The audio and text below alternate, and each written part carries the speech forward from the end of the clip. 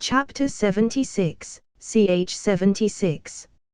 Nymphodora's courage. Hadrian laid in his bed, reading a book when he heard a sound from the hearth. He raised his head and smiled. He expected this, so he was already in his adult form. In front of him was fidgety blonde. Her eyes inquisitively looked at Hadrian as she fumbled with her fingers. She wore very revealing black lingerie and unconsciously licked her lips as she gazed at him. Finally here to fulfill your wifey duties, are we, Dora?" Hadrian quipped, making the girl blush. "I was busy." She looked away as her blush intensified when she remembered what she did the previous nights. Hadrian wanted to tease her, but he was half sure she would just run away. That wouldn't do, now, would it? He spread his arms into an open hug, waiting for her to come to him. Dora bit her lower lip. Her dream was about to come true. She wanted to give herself to him since she admitted to herself she loved him. And then the fiasco with Lord Black. Her feelings only increased. So, when she saw his accepting widely spread arms, she almost squealed as she quickly ran into his embrace, snaking her arms around his torso. Hadrian smiled sweetly at Dora and she took it as an encouragement. She didn't know he was smiling because she was in his hands, unable to run. Ickle nymphy. Hadrian grinned. "I know you were busy." He trailed off, letting her mind compute what he just said. Dora went rigid in his arms. His tone. His expression. He couldn't possibly. After all, if you open the connection and let it that way, I can see. He told her in a sing-song voice as he bopped her nose with his own nose, putting his forehead on hers. Dora was frozen. That means, why you saw everything. Yes, dear Dora, I definitely did. And I must say, you look delicious in this piece of clothing. Dora wanted to crawl into a hole. Partly from his compliment and partly from what he just said. Everything. She breathlessly noted. Everything. Hadrian nodded with a chuckle, making Dora groan, and since she couldn't run, she buried her head into his chest. Suddenly, she could feel Hadrian's arm kneading her left breast. She stifled her moan, her body heating up. "But you are not here for me to make fun of you, are you?" She heard his voice sweetly whispering to her ear, making her whimper in agreement. Dora was quivering in Hadrian's arms as he played with her left breast. He slightly distanced his head from hers, cupping her chin with his free hand and raised it. He could see her teary and puffy eyes. He was sure this was going a long way from her imagination. He gently kissed her, making her freeze again, only to melt into it in a few seconds. The more comfortable she got, the more wildly she kissed back. Nymphadora Tonks hated losing, and she was not about to lose to Hadrian. Despite how embarrassed she felt, she kept her head close to Hadrian's. She kept her lips on his. She kept her tongue in his mouth. "This is so embarrassing, I wanna kill myself," she thought as her head was overheating. Hadrian, seeing her fight back, smirked. He put his hands on her hips and heaved her up, making her squeal as he threw her body on the bed. Her back impacted it, sending her body again up, making it bounce a few times on the bed. Hadrian quickly towered above her with a smile, reassuringly looking into her eyes.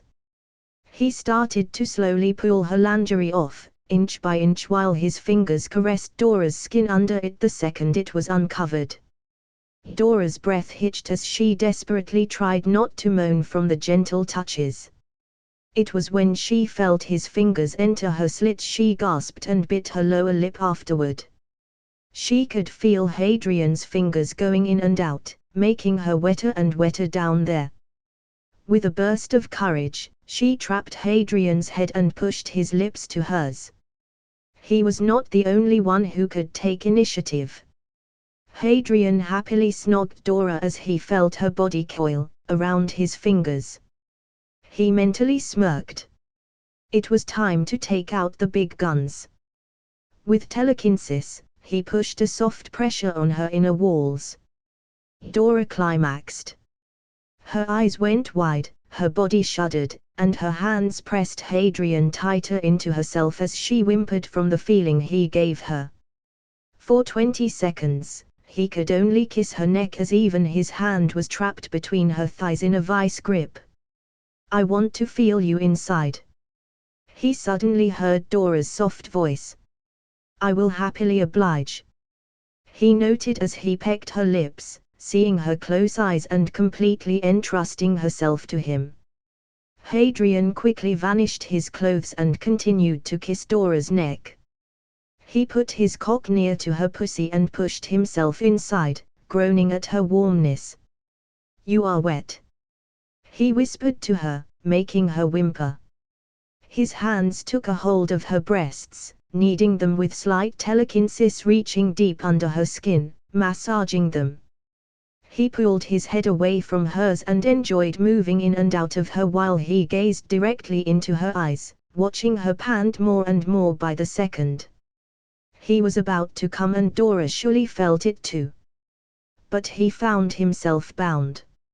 Her legs were tightly pressing him faster and faster into herself, making him unable to pull out as he shot every bit of his seeds deep into Dora while his head fell on her chest, breathing hard while pushing his telekinesis to make body reach over the edge, sending her to yet another shuddering orgasm.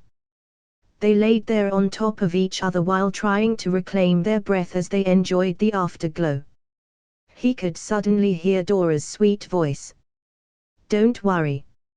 I have the anti-pregnancy spell on," she gently reassured as her arms snaked around Hadrian's shoulders. That felt nice. She lovingly caressed his hair. "I heard you love having your hair caressed. I will make sure to do it a lot." Dora cooed, but Hadrian gently but firmly left her embrace. "Who said that was it?" He rolled his eyes at her astonished expression and started a second round. That night, Dora experienced heaven as Hadrian made her go through hell to reach it. But she would have it no other way. But she would still vehemently refuse any claims of her purring during it. Dora laid exhausted on Hadrian's chest after their lovemaking. She could feel the bed completely drenched from sweat and her juices. She was too tired to even get embarrassed about it anymore. She also felt her sensitive pussy still pumping his cum out of her and barely restrained her moans. She felt Hadrian's hand caressing her hair, the same way she boasted she would do for him. And she felt her relaxed body after he gave her massage while he was taking her from behind. Nymphadora Tonks did not regret a second of it. "Oh, I already punished the Weasleys. You can look forward to it," Hadrian quietly hummed, making her body delightfully shiver. Could this get any better? Nymphadora groggily thought as she finally fell asleep. Comment. 26 comments. Vote. Chapter 77, ch 77. Weasley twins pranked. While Hadrian and Nymphadora enjoyed their night, embracing and pleasuring each other into exhaustion, two weasel-haired boys hung around, sleeping peacefully. Fred suddenly snorted in his sleep, making him groggily wake up. He tried to rub his eyes but felt a weird kind of pull downwards. Nevertheless, he raised his arm and rubbed his groggy eyes while yawning before he shivered from the cold. Did George again forget to close the window? He sluggishly thought as his eyes finally opened in full, gaining clarity. They immediately widened as the boy became speechless, looking down while his mouth was wide open in shock, his heart on the verge of a stroke. He robotically raised, or better yet, lowered his head, he was not sure which, to look up and blinked several times. He was hanging on a rope that tied his feet together. It was fastened to something in the highest tower of the Hogwarts where the astronomy was usually taught. He looked down again, whimpering at the very nasty and long fall that would await him if the rope snapped. Fred Weasley did the only thing he could. He screamed his lungs out from fear. George Weasley was suddenly jerked up from his peaceful slumber by his loud brother. "Fred, shut up!" he bit out. "I am tired." "George, George, George." We were left hanging. George would give Fred a stink eye, as this was one of those extremely rare times he had no idea what his brother talked about. But the horror in Fred's voice stopped him. His mind stilled before it rebooted and George started to take in the surroundings. Rope. Midair. Tens of meters above the ground. 3 meters below the astronomy tower's platform. Oh shit. George Weasley did the only thing he could. He screamed his lungs out from fear. They were panicking for 10 whole minutes, screaming and screeching for help. Alas, Hadrian learned a very nifty silencing rune from Narcissa. One that could nicely tune out the buzz in the surroundings. No annoying shouting would be heard for the rest of the night. Both Fred and George were trembling in terror when George spotted letters appearing on the ground. "Enjoy pranking. Twats. Gotta love hanging. Prats." George read out loud. "George and Fred, you are just a bully," Fred continued, getting bad vibes from it. "Let's see how far you can fall, truly." George finished. The eyes of the boys widened. They were not pranksters for nothing. Far and fall, in their situation, they got it, all right. Foo. She. The rope was magicked to flexibly lengthen the second the words are read out loud. Both George and Fred were falling towards the ground, flailing their arms in the air while their feet were still bound, fear surging through their bodies the closer the ground got.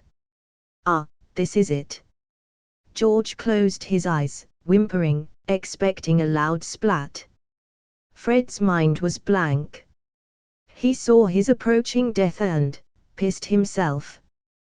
The quivering boys approached the ground at a breakneck speed when suddenly, their bodies stopped. Their heads half a meter from being opened like watermelons by the ground.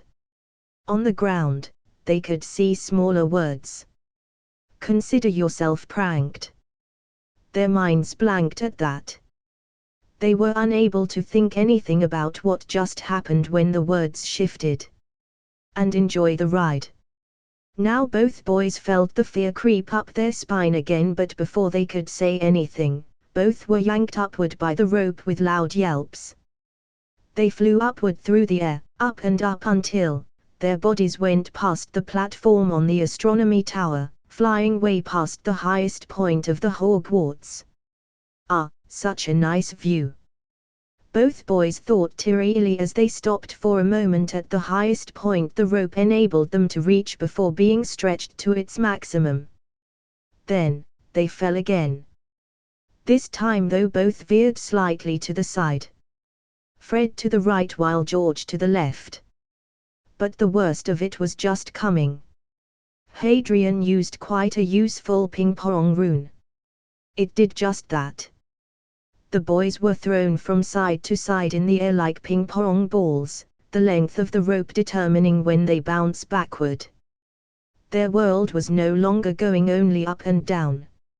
It was going right, left, up, down, ground, air, bricks, Fred, George, pain, down, up, fuck.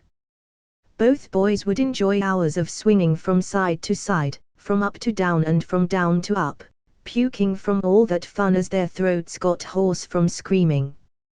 Wasn't pranking a marvelous pastime activity? Bella would be shoe proud. Hadrian made sure there were enough protection runes so the boys were safer than the headmaster in his bed. Especially since the anti-suicide protections on the astronomy tower were working. No one died from jumping down from the highest tower in the Hogwarts yet. Not for the lack of trying though. Rowena had quite a lot of ideas to ensure the students were protected. Hadrian wanted to prank the Weasley twins. Not kill them. Except, he never gave them the note that they were completely safe. Ah, such a grave oversight. This was a completely harmless prank too. It was just a magical bungee jumping rope with a ping-pong rune. Nothing than these two and a few runes that ensured protection was used. What made it scary was that they woke up in the situation without any preparation or time to think while not telling them it was safe. Hadrian was sure the boys would actually enjoy it if they knew. He felt like praising himself when he was setting it up. It was so evil it made him shiver pleasantly.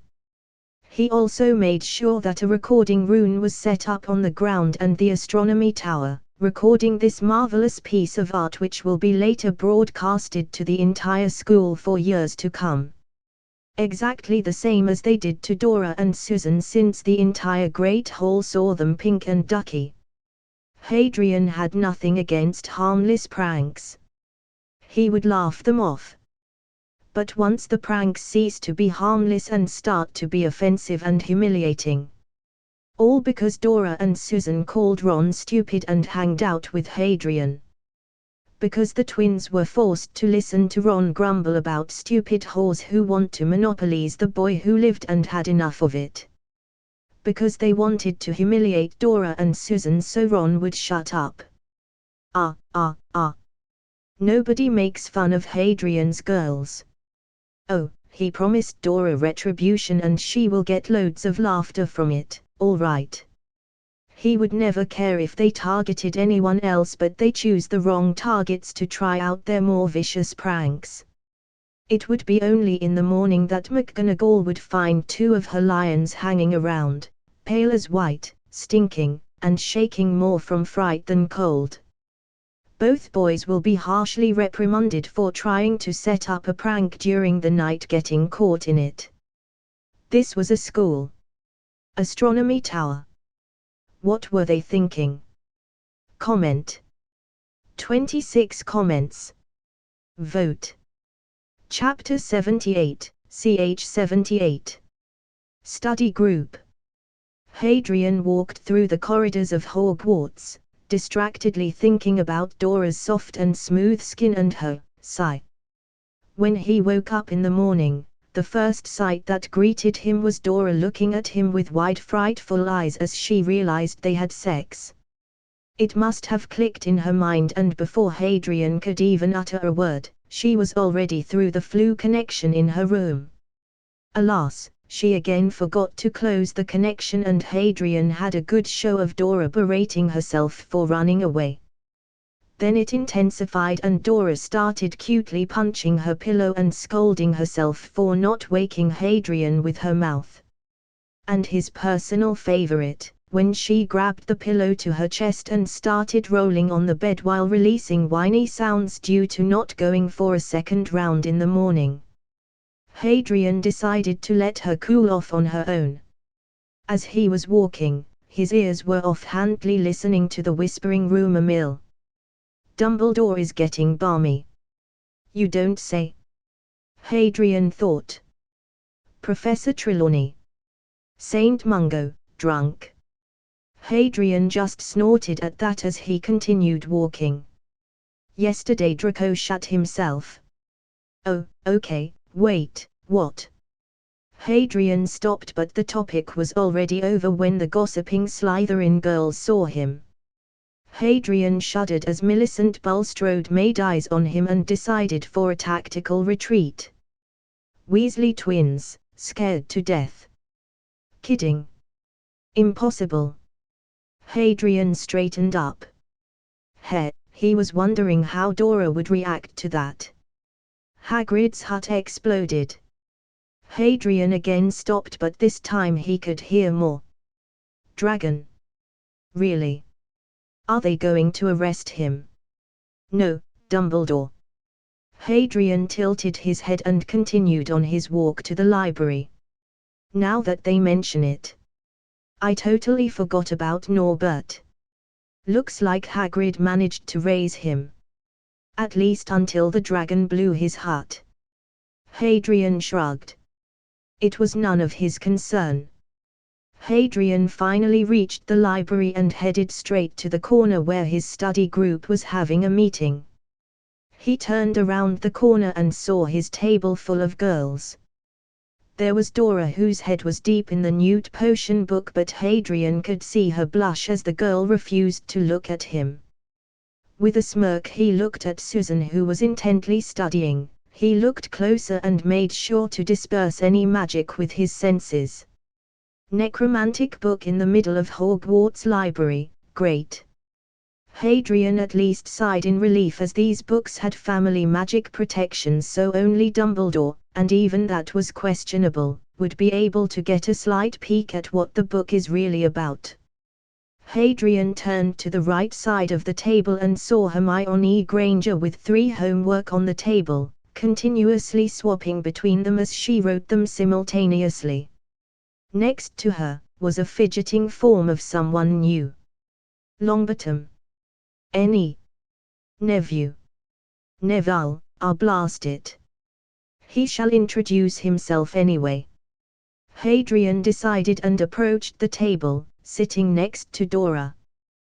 The second he was seated, he saw Dora curling up into herself, her blush deepening. He smirked and was about to tease her when he felt Dora's hand reach between his legs, squeezing slightly as his eyes went wide.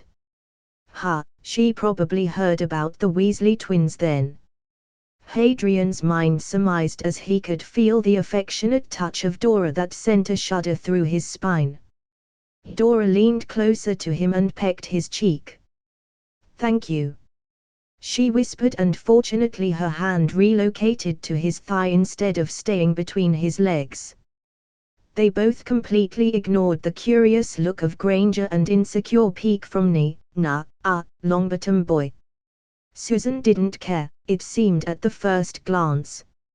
Hadrian sat on the left side, closer to Susan, so he could see the very quick momentary pouty looks she was sending Dora.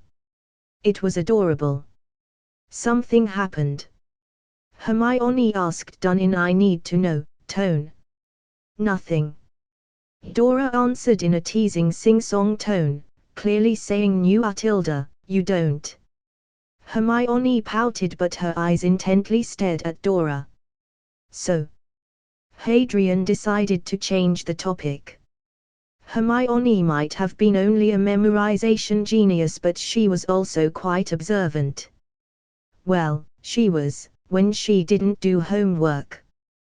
The last thing he needed was her snooping around Dora and him. "You are?" Hadrian turned to the twitching pudgy boy. "Any Neville Longbottom?" he exclaimed, louder than needed. "Nice to meet you, Neville." Hadrian smiled politely. "Thank you," the boy exclaimed. "You like herbology, I heard?" Hadrian asked, getting eager nods from the boy. He took out one book from his bookcase, aka portable runic library, and gave the ancient herb lore to the boy, who almost started crying while hyperventilating when he started reading it. Needless to say, Hadrian was disturbed. He turned to Susie and smiled at her when he saw her peek at him, making her blush and lower her head into her book again. The distinct difference between life, death, and unlife. By Marcellus Archerian Romulus, the founder of House Bones. Hadrian gaped at Susan. It was the second book. Not even a week passed and she already completed the first volume. "You?" he asked. Are you finished with the first book? Yes. It wasn't that hard. Susan nodded enthusiastically. Hadrian felt faint. Wasn't that hard? Sue, look at the completely final page. He uncomfortably stated, and Susan, while confused, did take out the first book and looked at it. It had a summary of the Bones family members of the past and the time it took them to complete the book. Fastest, Uranus Bones, 3 months. The average time was 1 year. Susan looked at it with childish bewilderment and unconsciously mumbled. Damn, my ancestors were dumb. Thankfully it was only Hadrian and Dora who heard it, and they promptly face-faulted. What's that book? Hermione decided to intrude and attempted to grab it, only for Susan to squeeze her hand very painfully, making her shriek. Hermione was about to protest and berate Susan that sharing is caring, but Susan's cold brown eyes stopped her in her tracks, her body unconsciously shivering as her words refused to leave her throat. Something in that gaze was dangerous. Even Neville stopped fidgeting and Dora narrowed her eyes at Granger. Hermione sat on her chair, spooked, and Susan sighed in exasperation. With an eye roll, he raised her book so the cover would be visible to Hermione. Susan knew it would appease Granger immediately. She might have warmed up to the girl, but that didn't mean she liked her. Hermione may have been frightened, but it was a book. It instantly cheered her up. Her eyes went to the cover. She read the cover and blanched. Rats, snakes, and worms, and how to munch them to death correctly for potions. By Severus Wormtail. Well, it was Hadrian who set up that cover. The entire study group blinked, completely speechless. You!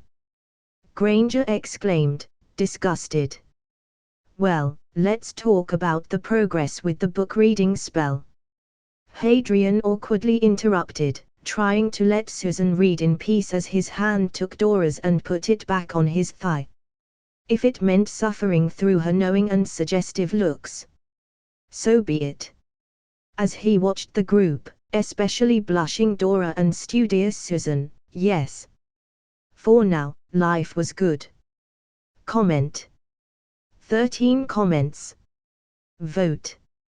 Chapter 79, ch 79. Christmas Gift 1. Dumbledore was in his office. The new office, as the old one was completely destroyed. He couldn't help but mull over all the precious artifacts lost. Artifacts that nobody will ever use again. His artifacts. This office was smaller than his previous one. But it was also cozier and had a special drawer solely for his lemon drops. He was starting to warm up to this office. Of course, as a great wizard, he wouldn't let some blasted bird have a jump at him 3 times in a row. He fortified the office with various wards, spells, enchantments, hell, even dark curses. All for the safety of his candy. The saddest part was that he lost the monitoring trinkets keyed to Harry Potter. But he trusted his boy.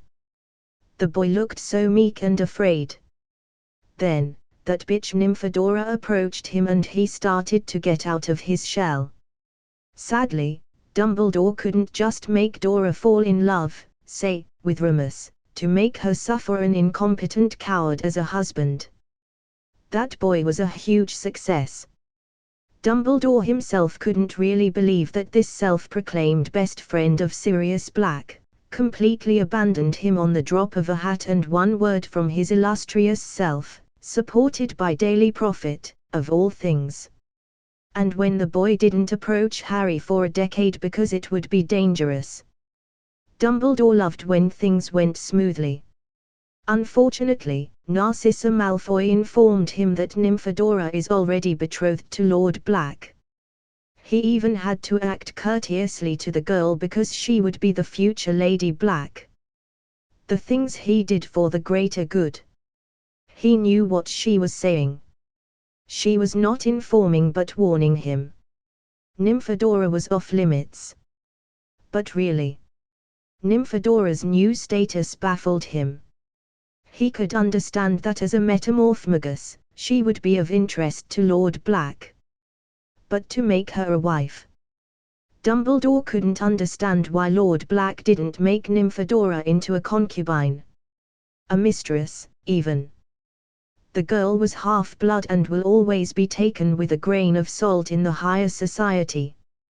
Dumbledore could only sadly sigh at the oversight of Lord Black in choosing his wife. The girl might have lower status as a mistress and would be frowned upon, as everybody would know she is only a pleasure relief for the Lord, but in the end, she would be taken at least somewhat seriously. As lady, she would be politely rebuked at every turn. Her being Lady Black was a big oversight to his plans. Especially since she was close to his Harry. No. Nymphadora would have some serious trouble in higher society due to her blood status. Dumbledore would make sure of that. His musing was interrupted when a Hogwarts postal brought him a letter. He smiled to himself as he popped another lemon drop into his mouth and started reading. Albus Percival Wulfric Brian Dumbledore. We have the misfortune to inform you that your dear friend Nicholas Flamel died yesterday of old age alongside his wife, Perenelle Flamel. Their funeral will be in 2 days. They both invited you as their guest of honor. By the French Ministry. Dumbledore's eyes teared up and a lone tear streamed down his face. See, my friend. Even you died. He shook his head as he wistfully thought about the Philosopher's Stone he borrowed a few years ago. His friend probably ran out of his supply of water of life. That thing couldn't stay fresh for long, so the stone was a very precious thing. Even he, Dumbledore, would never let it out of his sight if he could afford it. Alas, it was only this year that he dared to relocate it from a very secret vault to Hogwarts. Closer to him. Sadly, he couldn't use the water of life yet. He was saving it for when Harry dies to Voldemort. It would be a marvelous feat of love and passion and sacrificial magic that will make Dumbledore younger and stronger, enabling him to defeat the vicious and feared Dark Lord Voldemort. At least, that will be what the public would know. He will become the greater good incarnate. Oh, but immortality was just a step towards it. It was a very considerate thing that Tom was researching it so fervently for him. Now that I think about it. Dumbledore remembered he didn't caress his precious stone in months. He instantly activated one of the 173 monitoring magics on the 3rd floor that always reported the state of the rooms with traps and the stone. Oh! Tom is again trying to get to the stone. Dumbledore excitedly bounded up and down as he was eating his candy and watched as Tom tried to get past the traps. Anyone older than 18 would have to go through 555 enchantments, 111 protection spells, and 22 wards. It was such a good shot.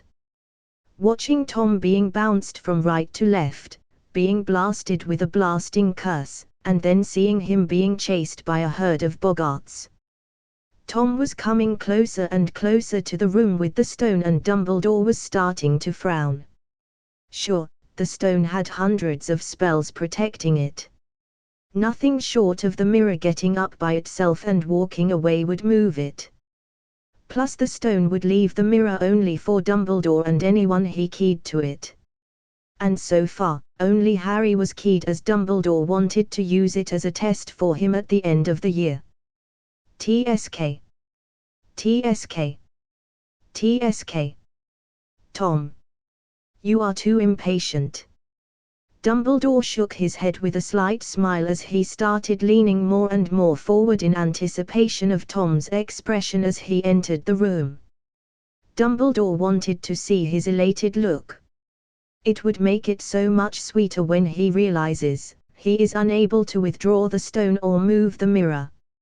As for destroying it, inside Hogwarts, with hundreds of wards around it, Dumbledore doubted even in his crazed and corrupted state, Tom would be as insane. Just then he saw Quirrell Mort enter the room.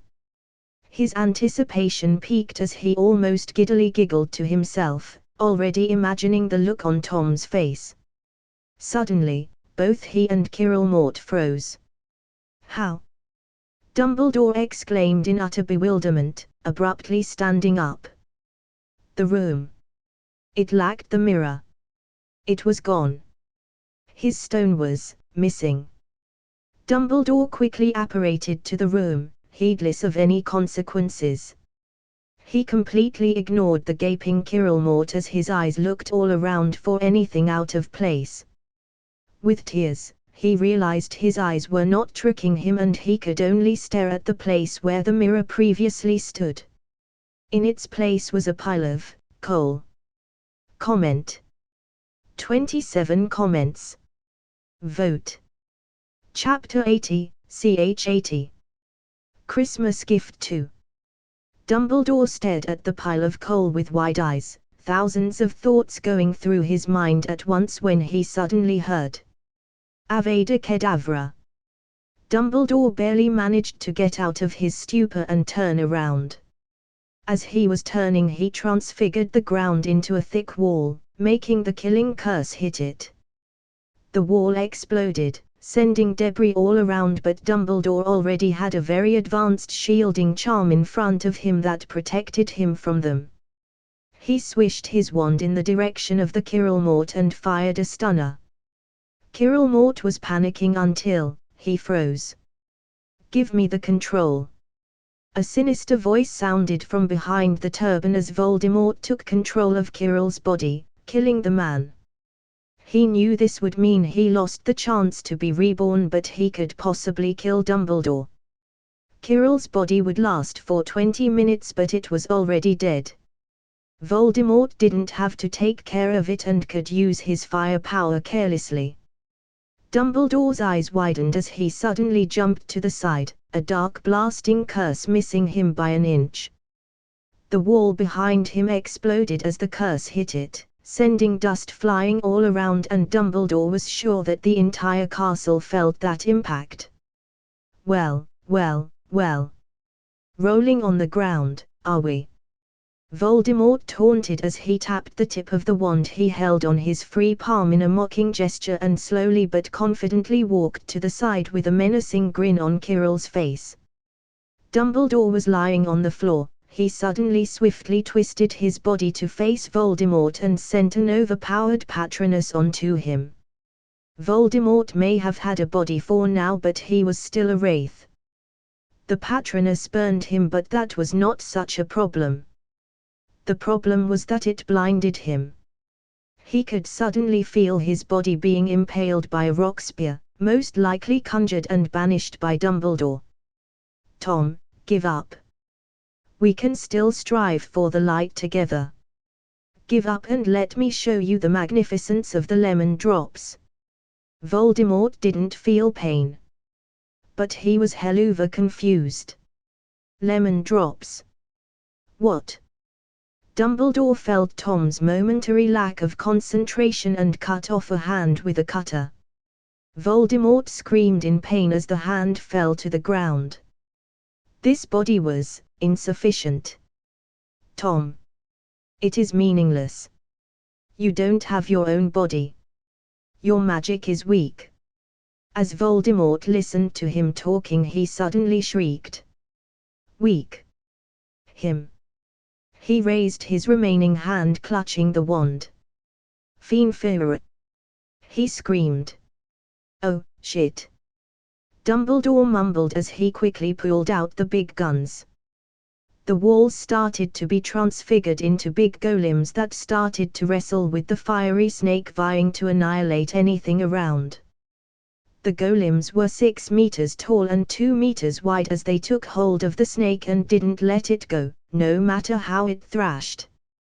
Dumbledore knew Voldemort could possibly just dissolve the snake into flames and bypass the golems by reforming it a bit away, so he quickly transfigured a few big debris into lions that promptly attacked him, keeping him busy.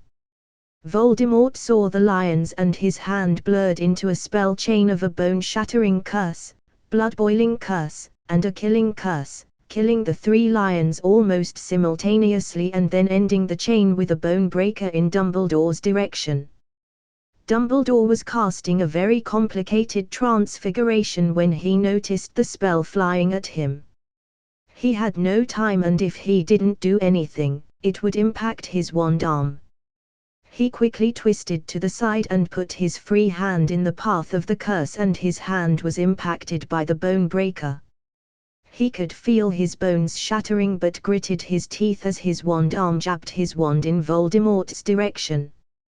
For Voldemort, it was just a second after he finished the spell chain that he felt a banishing spell hit him and Kirill's body flew 5 meters backward, skidding on the floor as many bones broke in it. Snarling, he stood up, feeling the bones creaking. "You will never defeat me," he shouted, and caught the spell Dumbledore sent with his wand. "Another banishing spell, really?" He mocked and sent the spell back at Dumbledore twice as fast.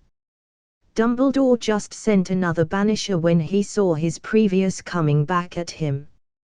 He halted it with his wand and rebounded it back onto Voldemort right before sidestepping another killing curse. "Tom, you can't win. You can only accept your second chance," Dumbledore shouted. Voldemort sidestepped the banisher and was about to taunt again, but then he heard Dumbledore's voice. "Enough of this," he shrieked, and Dumbledore's eyes got serious. "Fucker, can't he just flee? I need him to kill Harry in some grand spectacle of a battle, not me," Dumbledore inwardly cursed. The 2 wizards started to exchange spell after spell, sidestepping, blocking, and parrying while rebounding them.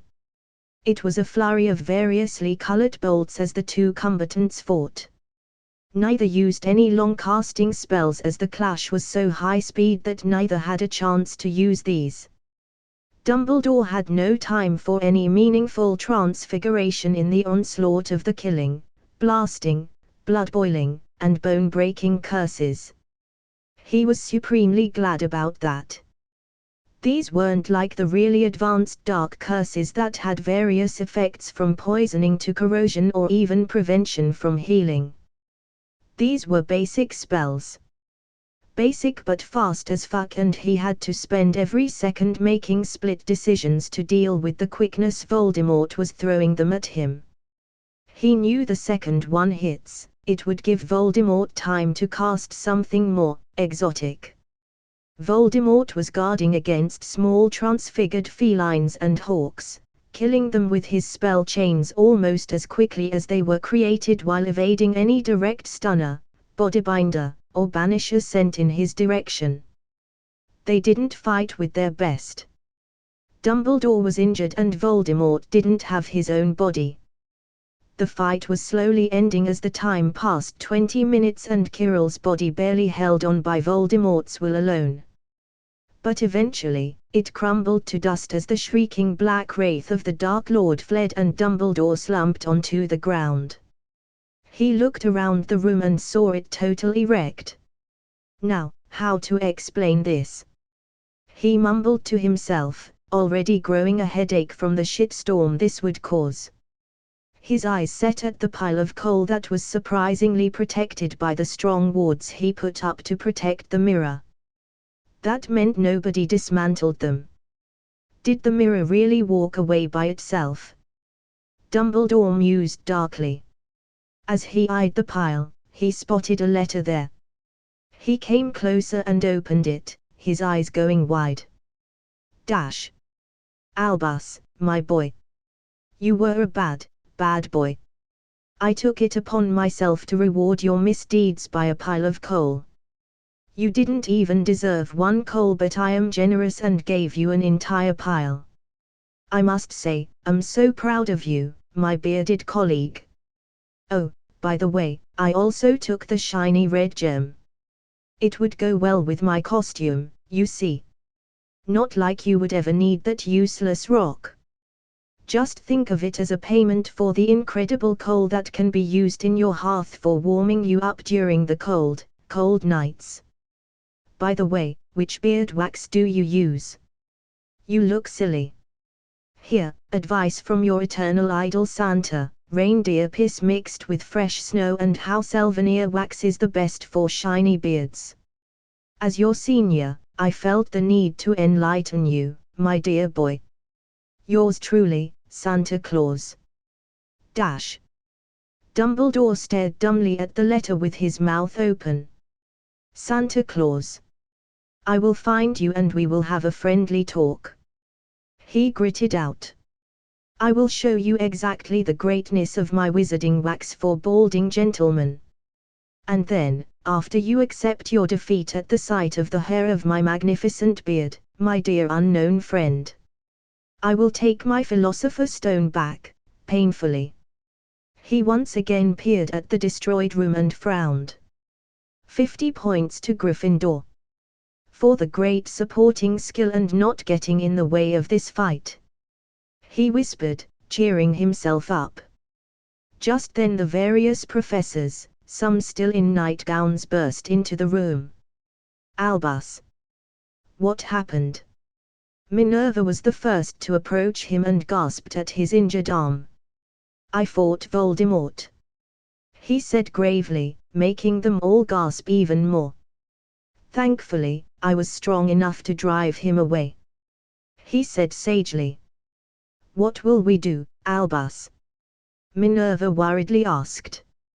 Alas, Minerva, let's go sleep, he uttered, and with a hum, he strode it out, his left arm still shattered, hanging from his shoulder. And he wonders why we call him senile. The era / potion teacher for the year exclaimed in exasperation. Comment. 41 comments. Vote. Chapter 81, ch 81. Dora and Bella. The rumors of Dumbledore chasing away Voldemort spread through the castle. No one really admitted anything, and when the Minister of Magic walked all red to the Great Hall to question Dumbledore why was he spooking the populace with false alarms, Dumbledore just raised his eyebrow and said, I don't know what you are talking about. He coolly went back to eating while Fudge fumed and seethed, rooted to the place. You proclaimed you know who is back, he shouted, making the Great Hall completely quiet as Amelia Bones, who accompanied him, face-palmed with a groan. Dumbledore chewed the piece of meat he just put in his mouth, slowly and deliberately, as he watched Fudge go redder and redder. And when the minister was about to fudge himself, Dumbledore spoke. I did. He appeared totally surprised by the news. When? Fudge's jaw dropped at that. But, you, he pointed at Dumbledore. No, you, his hand trailed to Amelia. And you. Then it pointed to the era who taught potions, who just shrugged. I only reported what the old man said. See. The Fudge smugly turned back to Dumbledore, who appeared unamused. Oh. I must have again sleepwalked. He smiled fakely, making Fudge exasperated again. You. Ugh. Fudge huffed and turned around with. This is not over yet. Dumbledore just calmly resumed his eating. He couldn't afford being crucified because of his claim. Especially not now when his position was so shaky. Down at the Hufflepuff table, Hadrian pouted. The old goat battled Kirill Mort. And here he had already prepared his rubber ducky, magical honey, XXX rank boiling ants, and a toothbrush for his grand final show with him. It was evening and Dora cuddled with Hadrian in their bed. Her hand was firmly on his member as she purred into his ear how she would like. Well, Hadrian was shivering from her care. Dora liked these evenings. It gave her something to look forward to. Something precious. She remembered how he handled her during their first night, and when she saw Hadrian so powerless from her touch, it boosted her ego immensely. She would be the first to admit that half of her enjoyment came from that alone. She knew that these past 2 weeks she spent with Hadrian alone were a gift from her Aunt Narcissa. Not once did her aunt turn up. It made Dora's heart very grateful. After all, if she did turn up, would Hadrian pay so much attention to Dora? She didn't think so. She knew Hadrian loved her, but his feelings for Narcissa were just more. Hadrian was indeed having a Narcissa deficiency. During the past few months since they married, he found out he loved the woman more than he probably should. There may be this soul bond with Bellatrix, and he would of course cherish her, but, really, Narcissa was there for him. Despite everything, he knew what she did for him, and it made him feel especially loved. She put her own sister through immeasurable pain for him, for example. She took care of a shit ton of work for him. Narcissa passed the stage of just lover a long time ago. Hadrian looked at Dora, who had her forehead in the crook of his neck, smiling in satisfaction at the cuddling. "You are beautiful," he whispered to her, making her smile widen. "Of course I am. I am a metamorph," she purred. "These 2 weeks." Hadrian repeated again and again how it didn't matter. And slowly, Dora was getting to accept it. These small jokes about her nature were a good start. Hadrian smiled at her. Yup. The hand around her hips suddenly jerked her body, and Dora found herself under Hadrian as she stared at him with expectant eyes, biting her lower lip. "Are we going to?" She blushed. It was still an embarrassing feeling Hadrian in, and then the stickiness, and, no matter how Dora loved the feeling, it always made her blush like a maiden. Hadrian cupped her cheek and shook his head. "Not now. A guest is supposed to arrive shortly." "Oh." Dora blinked. Dora knew what that meant. Her alone time with Hadrian was officially over. It made her sad, but she could always have more of Hadrian later. Alone. For herself. The hearth connection suddenly opened, and a figure of a young woman in a black Victorian dress walked in. Dora turned her head to look at it and almost blanched. She watched as the figure curled a strand of her darkness-like hair while watching her with a very amused smirk and predatory eyes. No matter if it was a young woman, Dora could recognize that gaze anywhere. Dora shivered and couldn't help but gulp as she blurted out the first thing on her mind. "Shouldn't you be dead, Aunt Bellatrix?" Bella stilled, her smirk faltering slightly before she was forced to bend forward and started to heave with laughter. "Sure, ickle nymphy." She wiped a tear from under her eye with satisfaction apparent on her face. Hadrian Bellatrix giddily skipped towards Hadrian's form and tackled him into the sheets into a tight embrace. "I missed you, Tilda." Hadrian smiled and patted her head indulgently, as the woman was incorrigible. It was a waste of time to get her to change. Bellatrix giggled. She waited 2 weeks as her sister wanted to let her niece have her fun. But now that she was again in Hadrian's arm, the soul bond flaring, she couldn't help but relish and moan in satisfaction. Dora watched with an awe-filled gaze as her murderous insane bitch of a supposedly dead aunt who apparently somehow got younger was purring into her fiancé's chest, and her mind clicked as she remembered her talk with Narcissa before she accepted the betrothal. More wives, oh. Dora almost choked. "Bellatrix Black is your second wife." she croaked with a very conflicted expression at Hadrian, who was looking at her in complete and utter shameless bemusement. Hadrian smirked devilishly, about to deliver a finishing blow. "We are soulmates." Dora fainted. She was unconscious before her body impacted the sheets. Bellatrix slightly raised her head from Hadrian's chest, looking at her niece with a raised eyebrow. She took out her wand and poked Dora's prone form with a childish curiosity sparkling in her eyes. "She is out cold," she stated, and her smile got positively giddy evil. "She will be so much fun to tease." Hadrian chuckled and kissed Bella's forehead. "Don't be too hard on her. She has to be eased into things slowly." "Oh Tilda, don't worry, I will ease her into things very, very thoroughly." Bellatrix snickered as her eyes met Hadrian's. "Now, I didn't see you for weeks, Hadri. Kiss me." She lunged forward and started making out with Hadrian. Needless to say, that night was filled with lustful moans, gleeful cackles, and hitched gasps of ecstasy that only doubled as Dora woke up and decided to just screw it as she joined the duo in their nightly fun. Comment. 23 comments. Vote. Chapter 82, ch 82. End of the first year. The time passed as Hadrian spent a great deal of it with Dora, Narcissa, and Bellatrix. They studied, trained, joked, talked, and of course, slept together. It was awkward for Dora at first, but Bellatrix quickly set the girl straight.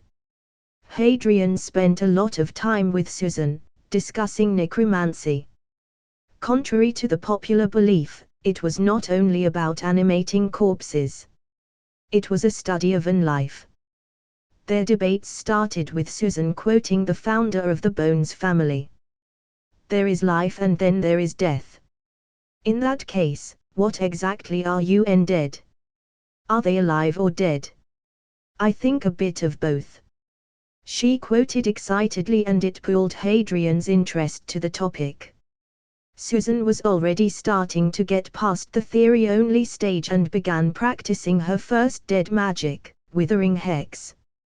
That little thing was dangerous as heck. It was just a concentrated death magic shot at the target. The problem was that death magic nullified life energy, so the impacted spot started to decay. The effect can be countered easily enough with normal magic, as it was quite a low-level spell, but the life force used to power up the decaying would be forever lost. That means every time a person was hit by this Withering Hex, even if he managed to counter it in time and not get injured, a bit of his lifespan would be consumed. Of course, Susan practiced it only on the wooden dummies in the room of requirement. Dora pouted as she got to know what Hadrian practiced with Susan. She was still a bit apprehensive about anything dubbed dark, even though she didn't mind Bellatrix all that much. It was kinda baffling when Dora and Bella became quite good friends despite their differences. They bonded over their trash talking about Narcissa. Bella had a bit of a fear of her sister from the time her mind was destroyed, as she could remember that moment vividly, and Dora had nightmares from her occlumency lessons with Narcissa. Narcissa definitely didn't use the method she did with Hadrian. Instead of the pleasurable one, she opted for the painful path with Dora. Needless to say, Dora had much to shudder about in the following months. Tomorrow would be the end of term feast, and that meant Hadrian had to have a serious talk with Susan. They both sat in the room of requirement near the hearth as Hadrian looked at the confused girl. He sighed. This was not going to be without problems. "Susan, I need you to return the books I lent you." Susan looked like a deer in headlights, but soon enough her expression turned to imitate a kicked puppy. "Why?" She lowered her head and bit her lips as she held back tears. Hadrian knew that she was in an intense internal struggle. Bones, once they start studying necromancy, they can't stop themselves. It is in their blood, in their magic.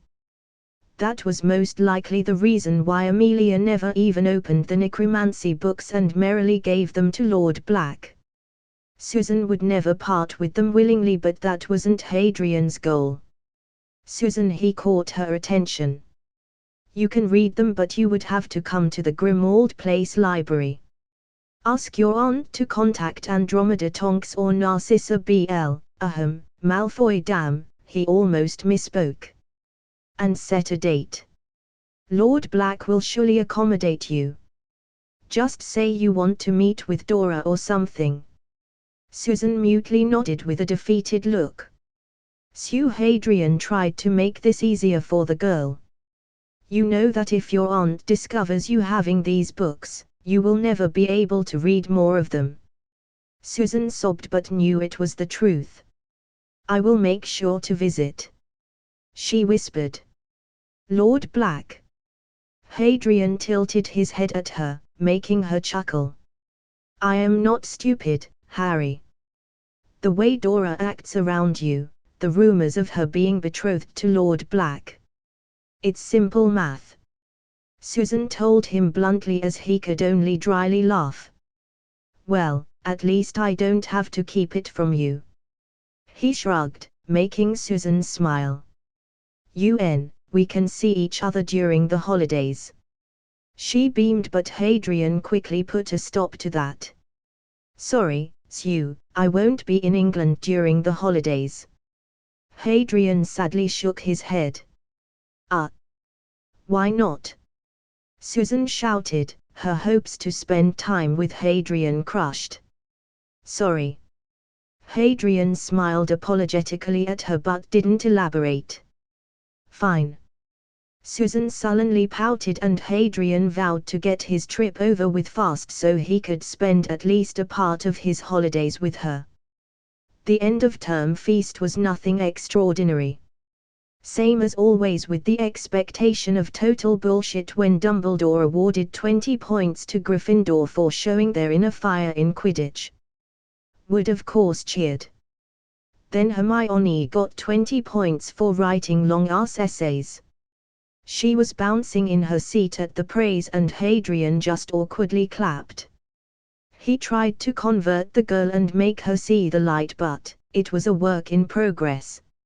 Maybe if she attended the study group more. And when Ron got 20 points for eating more than the whole first-year class of Gryffindor. At that, even McGonagall was looking at him weirdly, but nobody interrupted his tirade of courage, love, and friendship. With one last "I am so disappointed" look at the Slytherin table, his speech finally ended. As such, Gryffindors won the House Cup by 2 points, taking the victory from Ravenclaw. Slytherins without Snape were actually at a 2-digit number when it came to house points, while Puffs just didn't care. Only Ravenclaws were staring at Dumbledore with their jaws on the ground as he completely screwed them over. Hadrian entered the Grimmauld Place 12. He was home. He smiled at Dora, who held his hand, but before he could open his mouth, Narcissa Bullet impacted him in a tight hug. I am home, sissy. Hadrian whispered to her gently. Welcome back. Narcissa cuddled into his hair, happy that now she would spend the entire 2 months with him. They had a major project in front of them and it would require them to work together for quite some time. And in between, Narcissa couldn't help but smile at her imagination. After all, they couldn't work all the time, now, could they? Comment. 18 comments. Vote. Chapter 83, ch 83. Susan's visit to Grimmauld Place 12. It was the 3rd day of the holidays and Amelia was being dragged by very enthusiastic Susan towards the place she never even remotely thought she would enter. Grimmauld Place 12. The home of the darkest family of Wizarding Britain. Come, come. Faster. Susan exclaimed as she literally bounced up and down, and Amelia was seriously wondering what exactly is the book that she borrowed from Nymphadora Tonks. Amelia never saw her little girl so excited, and it made her happy, but she was still wary. Okay. Slow down or you will trip. She tripped. Amelia chuckled at the pouting Susan as she heaved her up. Really now, you really like that Dora girl? Amelia offhandedly commented. Yes. Susan exclaimed. She is very good at potions and helped me a lot. Oh, so the book is about potions? Amelia curiously inquired, but Susan shook her head. It is about. Susan started, and Amelia leaned closer and closer until. Secret. Susan giggled at the blank look of her aunt. Amelia sighed. She knew she wouldn't be able to get anything from the girl when she became like this. But really, what was the worst that could happen? They surely won't teach her little Susan dark arts. For that, they are too clever. Amelia wasn't too worried about that. They arrived and rung the bell, only to wait for 5 minutes until Andromeda Tonks opened the door with a smile. You were expected, she told them, and let them in. I never thought this house would be so well hidden. It took us 20 minutes of looking until I finally spotted the magic fluctuations. Amelia praised. Well, I saw you coming, so I released the more advanced wards 15 minutes after you showed up. Andromeda sheepishly rubbed the back of her neck while Amelia's jaw dropped. You are kidding me, right? No ward can be so powerful, she exclaimed, but Andromeda just shook her head. No. But Narcissa is rune mistress for a reason, she said, and didn't elaborate. The whole house was covered in runes from top to bottom. It could be even said the entire street was one big rune matrix created with the sole purpose of defending the ancestral house of House Black. It was mind-boggling to Andromeda how her sister created such a masterpiece. The runes supported each other, fed magic to parts that needed it from parts that were inactive. 2,222 runes all over the street that continuously sucked magic into the array and shared it among themselves. To find the runes was an almost impossible feat, as they were all hidden, and to disable one would mean activating another, more offensive runes. Each rune was covered by at least 3 other runes. All in all, Andromeda doubted anyone could attack their house. They still had the ancient wards of House Black, which were powerful defenses on their own, but when one added Narcissa's runic fortress, as she called it. I see. Amelia nodded. She had no idea what magic was used, but as Andromeda so helpfully implied, it was runes. Runes she didn't discover. She was specially trained at detecting those during her Aura training. Sigh, she was getting rusty, wasn't she? She of course thought there would be at most 10 to 30 runes. Even in her worst nightmare, she wouldn't think she missed over 2,000 of them. Andromeda led them to the library, and as she saw the worried Amelia glancing around, she couldn't help but chuckle. No need to worry. This is a danger-free, child-friendly library. The real Black Library is in the basement. Only books that are available to Black children are stored here. It is completely safe, Andromeda said, and turned to Amelia with a slight smile when suddenly behind her, a book snapped open on the shelf, showing rows upon rows of shark-like sharp teeth as its tongue sprang out and caught a mouse on the ground. It quickly pulled it into itself, chewing it as a bit of blood splashed all around. Andromeda, still facing Amelia and Susan, who looked at the scene in a healthy amount of horror, stilled. Her soft smile froze on her face as her eye started twitching. Don't mind our mouse traps. She tried to sound reassuring, but both Amelia and even the small Susan were giving her unamused glances. Andromeda could only mutter under her nose about dark-haired insane witches who leave potentially lethal books just lying around to scare guests. They came close to a nice cozy hearth and Susan was seated in the chair near it. A house elf will bring the book, maybe with Dora still attached to it.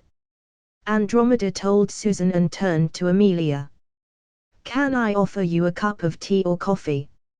No, thanks. I still have to return to the DMLE. Long day, today. Ah, I see. Andromeda nodded and the two women left Susan alone in the room. Susan drummed her finger on the armrest as she waited for the books on the necromancy. Suddenly she felt a hand on her shoulder and flinched as her breath hitched. Well, Tilda, if it isn't a little Bonesy. A teasing voice sounded from behind her with an undertone of bemusement. Susan slowly turned around, finding herself facing a young woman in her early 20s with aristocratic features so common for blacks and curly black hair. Another common trait of blacks.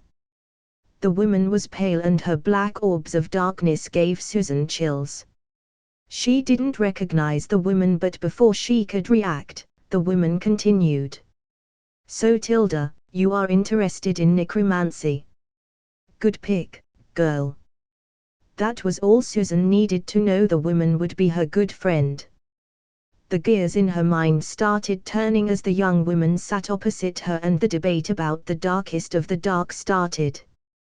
Bellatrix watched the girl that spent so much time with Hadrian.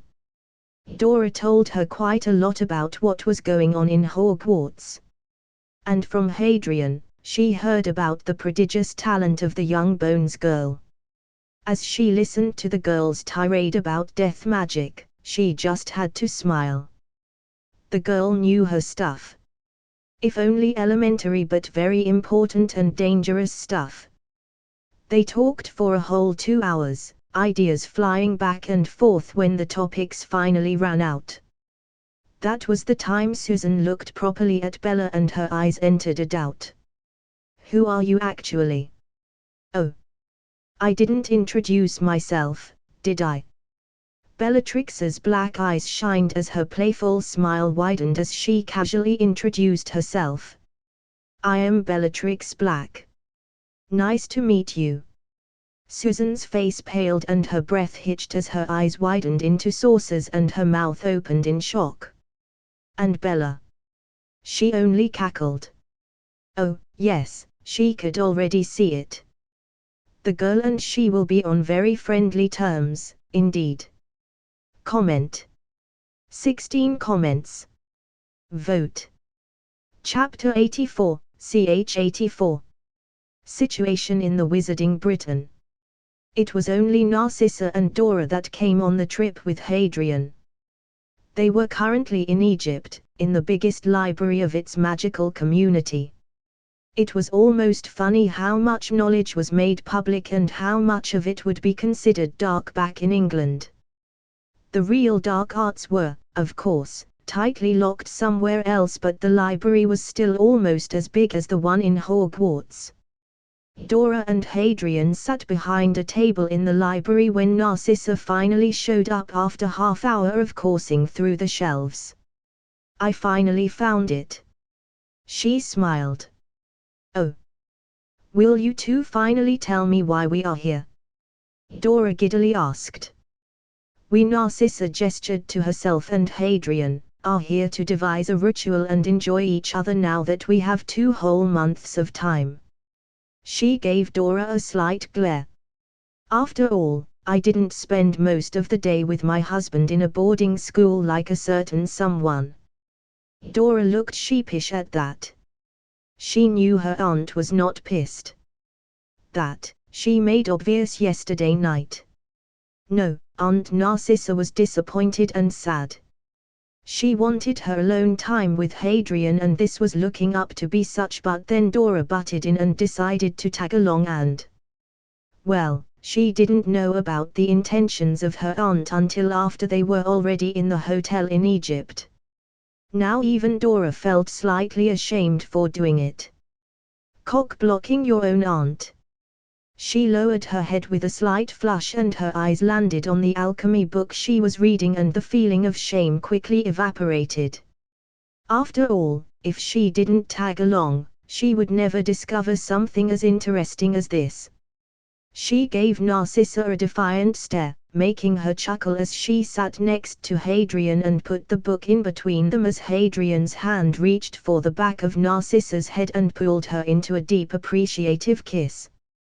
Dora saw Narcissa's tongue quickly enter Hadrian's mouth and she couldn't help but pout, but then the book on the table in front of them got her attention.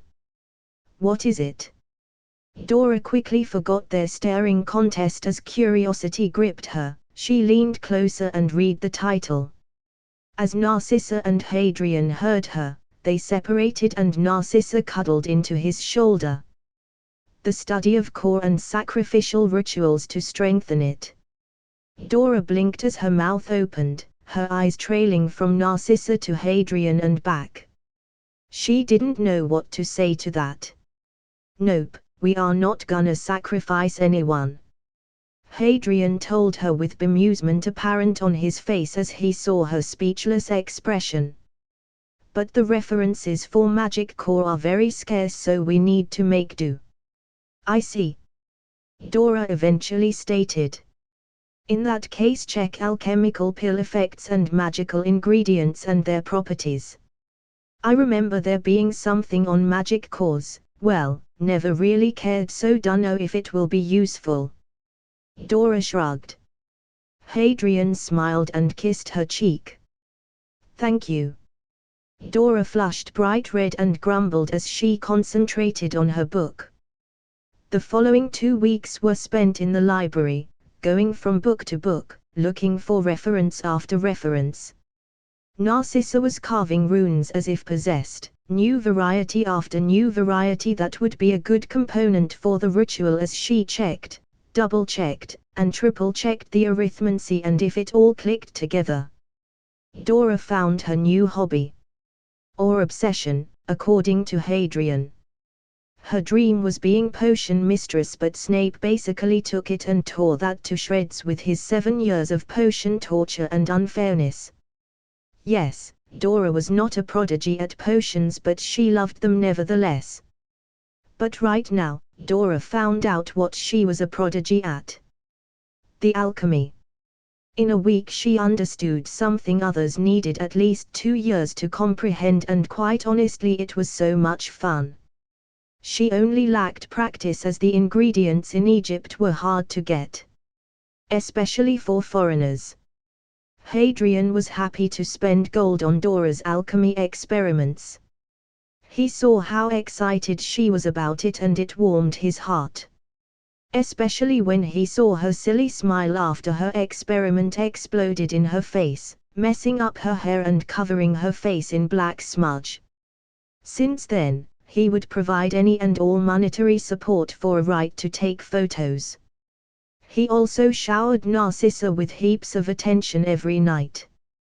He knew she utterly adored runes, but even then, the woman was doing her damnedest for him and his little project, so that was the least he could do for her.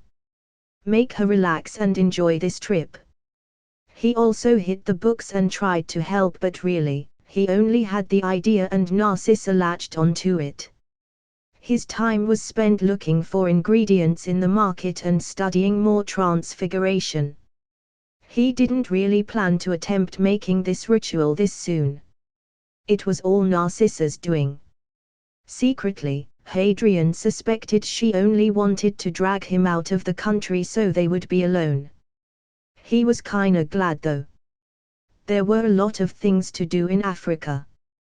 Checking wandless magic, druidic tribes, libraries, new food. Both Dora and Narcissa enjoyed shopping a bit too much, so Hadrian had to suffer through it too.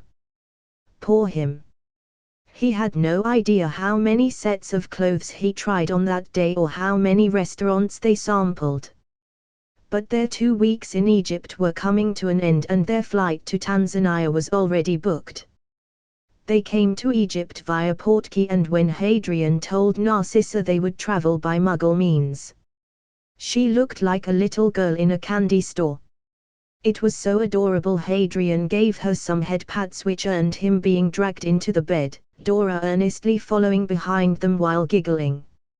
Since Hadrian asked Narcissa to invest some money in Muggle companies, she started to pay more attention to that side of the world. And while she was no Arthur Weasley, she was interested in the technological advance of Muggles. But unlike him, she didn't let it be known to the public. She was a perfect pureblood, after all. A Malfoy. Hadrian was astonished her cover still worked and nobody suspected anything else than a Boothert wife of Malfoy trying to rebel by fucking Lord Black. By now, everyone knew that the Lady Malfoy was with her birth family and that she was in a relationship with Lord Black. A mistress. It was disturbing for the public. She became a slut, whore, and much more vivid names in secret, but as someone with the favor of Lord Black, nobody called her that to her face. Funnily enough, Lucius blamed Dumbledore for the spreading of the rumors when it was actually Narcissa herself to do so. Hadrian just gaped at how her plans just click in the place. She tarnished her reputation. No lord would ever think it was her own doing. Due to the rumors, Malfoy was now opposing every step of Dumbledore, and Dumbledore had no idea why. The domino effect started, and these two respective leaders of their factions dragged others into it. Light and dark families were at each other's political throats while she lent money, favors, debts. House Black was again beginning to gather some debtors while deals with the Grey faction were becoming a common thing for Narcissa.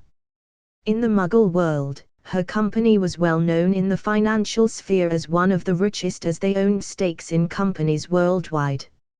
It was only the magical world that her advance somewhat halted. Lucius Malfoy and his butt buddies were definitely no pushovers once they decided to act. They were steadily pushing and clashing against Narcissa's companies. Lucius even managed to salvage his remaining businesses and reap profits. On paper, his situation looked good. But in reality, he was seething for losing so much money to Narcissa. But he now had Dumbledore to fend off and no time to scheme against her. But neither did Narcissa focus on him. It was the same with other Death Eaters. Hadrian nor Narcissa focused on them. It was one thing to hurt them economically and completely different to exterminate them. These people were the best shield and target for Dumbledore. House Black was keeping their cards close to their chest. And while Bellatrix was itchy for some good old-fashioned battle and Narcissa wanted her revenge, they listened to play the long game. It was obvious. Neither could face Dumbledore or Voldemort yet. Revealing themselves would be silly. They were the third side in the shadows, and it was good that way. Even when they almost bankrupted Wizarding Britain, it didn't make them a target, as they flooded it with the gold they received and people started to get it slowly back.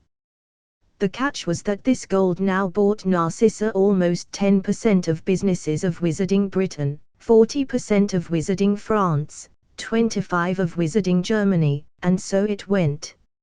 She was slowly starting to take over the Wizarding communities through money, and Hadrian could only laugh awkwardly. When he asked her why she didn't invest more in Britain, her answer was simple. The Ministry. The current laws were, for the lack of a better word, completely ridiculous. Sure, they could be exploited, and they were being exploited by Narcissa, so with 10% she actually received enough profit as if she owned 30%, and with her investing the money mostly overseas. She was basically slowly making Wizarding Britain lose its gold. Simple as that. Comment. 48 comments. Vote. Chapter 85, ch 85. a guide. The trio was currently flying in towards Tanzania, on their quest towards the Druidic tribes living around Lake Victoria. Apparently, those used nature magic of sorts, something rare nowadays that was definitely not used in big amounts. From what he knew, only Tanzanian tribes and some of the Amazonian magical communities were able to use it. Hadrian was very eager to find out about their nature magic they, according to rumors, could perform wondrously. So far, he saw some of it in Egypt and it was kinda different than what he did. Inefficient and crude without any focus. What these wizards did was basically using the bones in their hand as a focus. Instead of a part of a magical animal, they used themselves. The idea was quite praiseworthy, but it certainly didn't work all that well. That was why he was so expectant of visiting a tribe of nature magic users, as if they could cast nature magic wondrously, it would be an incredible referencing material. Contrary to Hadrian's quiet excitement, Narcissa was uncharacteristically bouncing like a child as she watched the world from the small window of the airplane. No broom could fly so high as the airplanes, so it brought her a massive joy to see the world below. Dora, on the other hand, decided to sit as far away from the window as possible, trying to ignore that they were currently a few thousands of meters above the ground. Hadrian could only chuckle at how cute her paleness was. She tried to appear calm by reading a book, but, firstly, she had the book upside down, and secondly, her hands were quivering slightly. Hadrian let her quake in her boots for a bit before he reassuringly put his hand on her knee, squeezing a bit. The gesture instantly attracted Dora's attention, making her give him a weak smile. Chuckling to himself, Hadrian leaned closer and kissed her. Just think of it like Quidditch. You are now a big girl. Relax. He quipped with an unveiled amusement in his voice, making her happy gaze vanish as a scowl resurfaced on her face. Dora certainly didn't share his sentiment. Quidditch.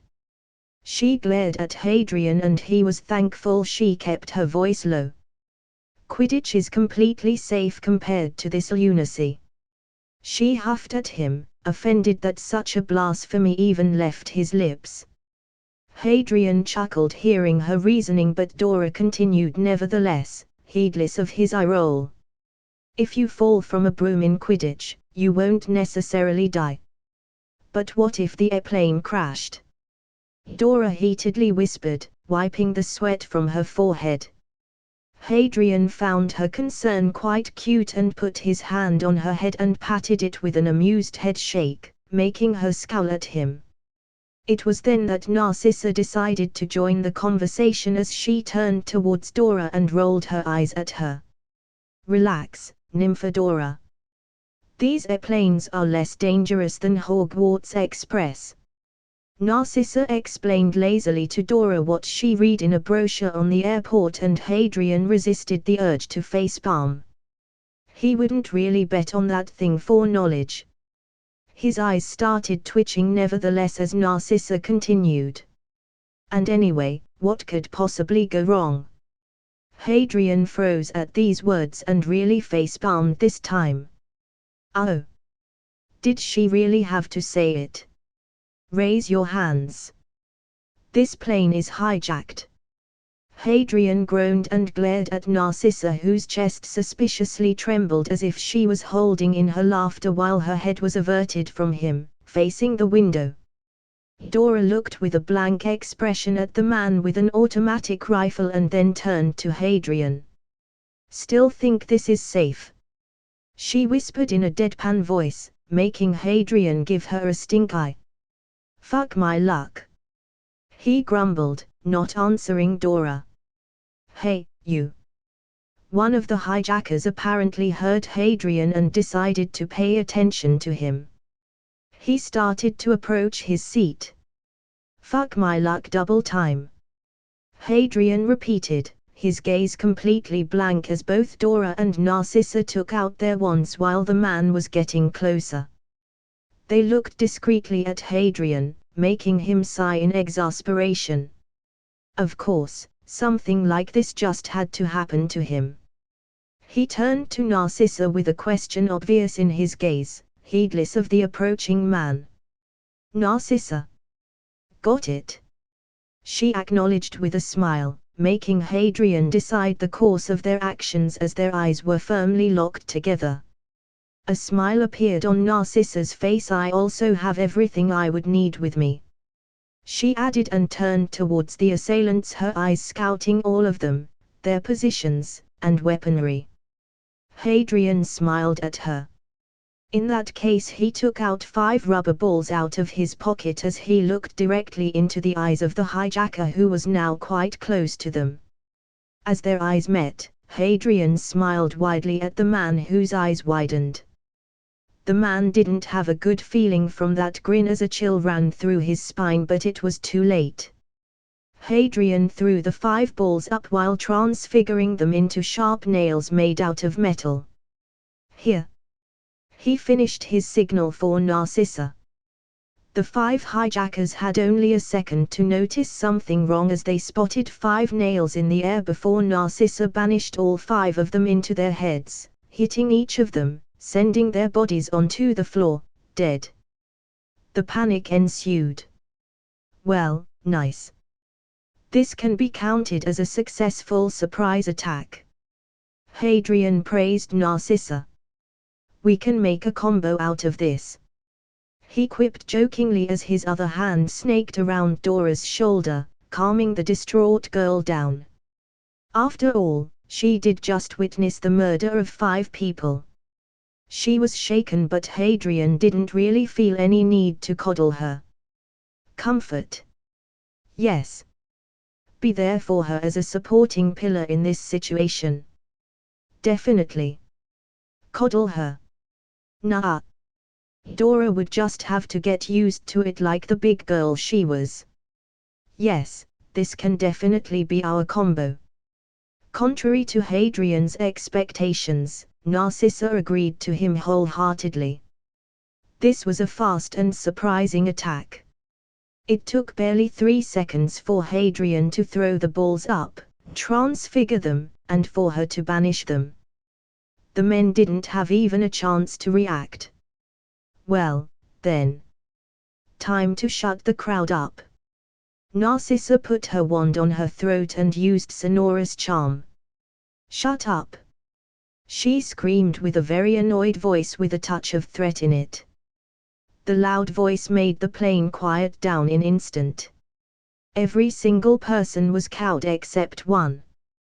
The trio watched as a man from the front seat slowly stood up, showing them his empty palms, a wand visible in his sleeve in a wand holster. The man was of black skin and had quite a worried expression on his face. He carefully approached the seats of the trio, and when he got to them without being cursed, Hadrian could see a visible relief on his face. Hello, I am Juma Keenth. The man introduced himself, his eyes not leaving Narcissa, ignoring Hadrian and Dora. He was watching her every move with worry as he thought it was her who killed the assailants. For him, Hadrian and Dora presented no threat. Narcissa. Malfoy. Narcissa returned the introductions but decided against declaring herself a Black. It wouldn't be nice if the man was somehow connected to someone in Wizarding Britain and spilled the secrets. Her introductions earned her a loud gulp, but the man's eyes showed he had no idea what the name Malfoy meant. This little tidbit pleased Narcissa as she gestured to Hadrian. If you want to talk to someone, talk to him. She stood up and left her seat, which made her come closer to Juma, who quickly and fearfully scooted away. He might have been a wizard and killed his fair share, but the cold-blooded and unbothered way this woman dispatched the 5 terrorists made even his blood boil. Yes, if you have occlumency, you should probably activate it. Hadrian told Juma as he nudged Dora, whose face morphed into an understanding and her occlumency shields rose.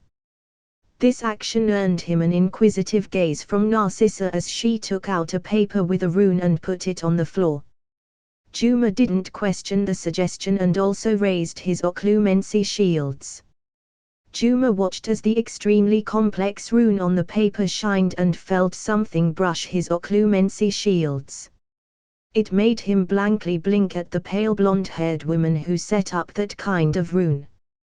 He had his own understanding of runes and knew that mind-altering runes are the top of the crop and nobody really learns them nowadays, as legilimency was easier and faster to learn. They were up there with subdimension creation runes, so the woman in front of him must have attained an utter pinnacle of rune making. So, Mr. Keenth, how can I help you?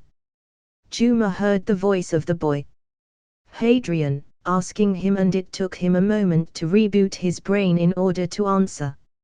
In his defense, he did just witness an area of effect mind alteration that should not have been possible according to so many rules of magic that it made him as impressed as sick. He tore his eyes from the small paper with the dangerous rune and turned to Hadrian with a conflicted expression. He started politely but instantly stopped, not knowing how to continue. His eyes landed on patiently waiting Hadrian and his chest deflated. I just wanted to warn you that while Tanzania is not a part of ICW, the secrecy is a serious thing and you should make sure this doesn't get out. He awkwardly pointed out while rubbing the back of his head in an exasperated manner. But I see you have that handled. Mr. Keenth, you are Tanzanian wizard? Hadrian asked. Yes, I studied in Egypt and occasionally do some odd. Juma's face tightened as he threw Hadrian a meaningful look. Jobs there? Ah, so a mercenary, then. Hadrian understood his meaning. Juma just nodded while noting the second woman. The young pink-haired girl tensed up and gripped her wand tighter, only for Hadrian to calm her by putting his hand on her shoulder. In that case, you must know Tanzania, the tribes there, quite well, no? Hadrian smirked. He intended to get a guide anyway, so this might be quite a fruitful encounter. Juma instantly knew where this was going. Sure, he knew these madmen. He had a choice. Go to Egypt or some other school for wizards in Africa, or join a tribe. Considering he hightailed it away from Tanzania the second the offer was made, his opinion on these tradition-protecting tribes was obvious. But the people in front of him seemed wealthy. In the end, he was a mercenary. I do. And with that, Hadrian gained a local guide. Author, okay guys, I was told the dialogues are bland and short paragraphs make the story seem rushed, so I tried to correct that in this chapter. If you feel so inclined, feel free to leave me a comment and compare this chapter to the previous ones. I am mostly interested in how it felt like to read it after reading the previous chapters in terms of format and if the interaction between the characters is better or not. Comment. 53 comments. Vote. Chapter 86, ch 86. Bella visiting her cousin. ch 86. Bella visiting her cousin. Neville Longbottom sat in the hospital room of his parents, thinking about the death of Bellatrix Lestrange. He didn't have a chance to visit his parents since Christmas and was busy with his duties as the heir of House Longbottom, so this was the first time he saw them since he got to know of her death. It infuriated him, to be honest. The woman caused this.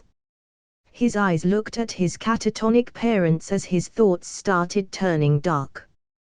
These years were quite hard on Neville. Not only was he drowned in expectations by his grandmother as the sole heir of the House Longbottom, but he also had to watch as other kids had caring parents while his parents just lifelessly stared at the ceiling, not responding no matter what he did. Neville looked towards his parents and his heart lightened. He lived his entire life, knowing his parents are alive but can't be with him. At times, he even thought about if it wouldn't be easier if they just died that fateful night. At least, he wouldn't feel so lonely and his mind wouldn't be full of those dark thoughts of revenge and hatred. He hated the woman who was responsible for his parents' state.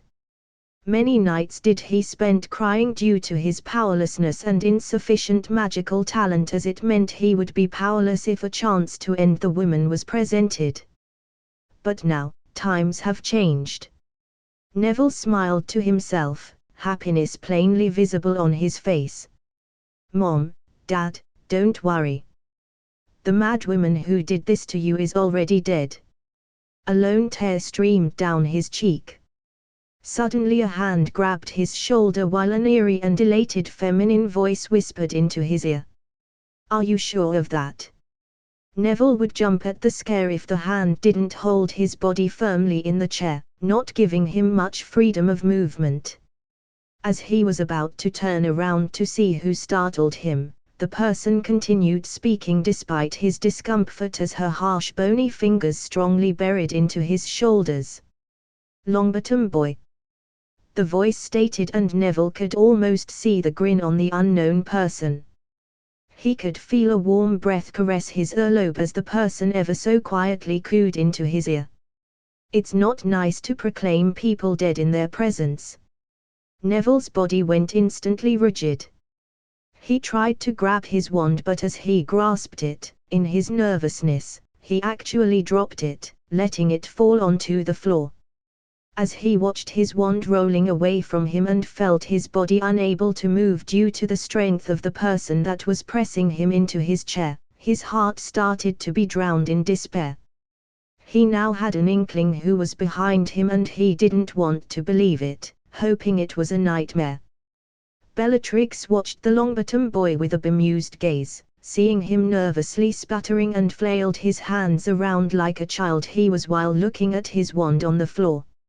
In a way, it was cute, and Bellatrix even momentarily pondered about getting her own kid from Hadrian. Well, at least she did for 2 seconds before she mentally laughed that idea off. She would be a horrible mother, similar to her own. Of that, she was sure. Bellatrix. What do you want? The boy exclaimed bravely, and Bellatrix raised her eyebrow even though he couldn't see her since she was behind him. With a smirk, she let go of his left shoulder and started to slowly trail her finger over it, towards his neck where she made a slitting motion, cackling at how frightened the boy looked. As if she came here to kill him or something.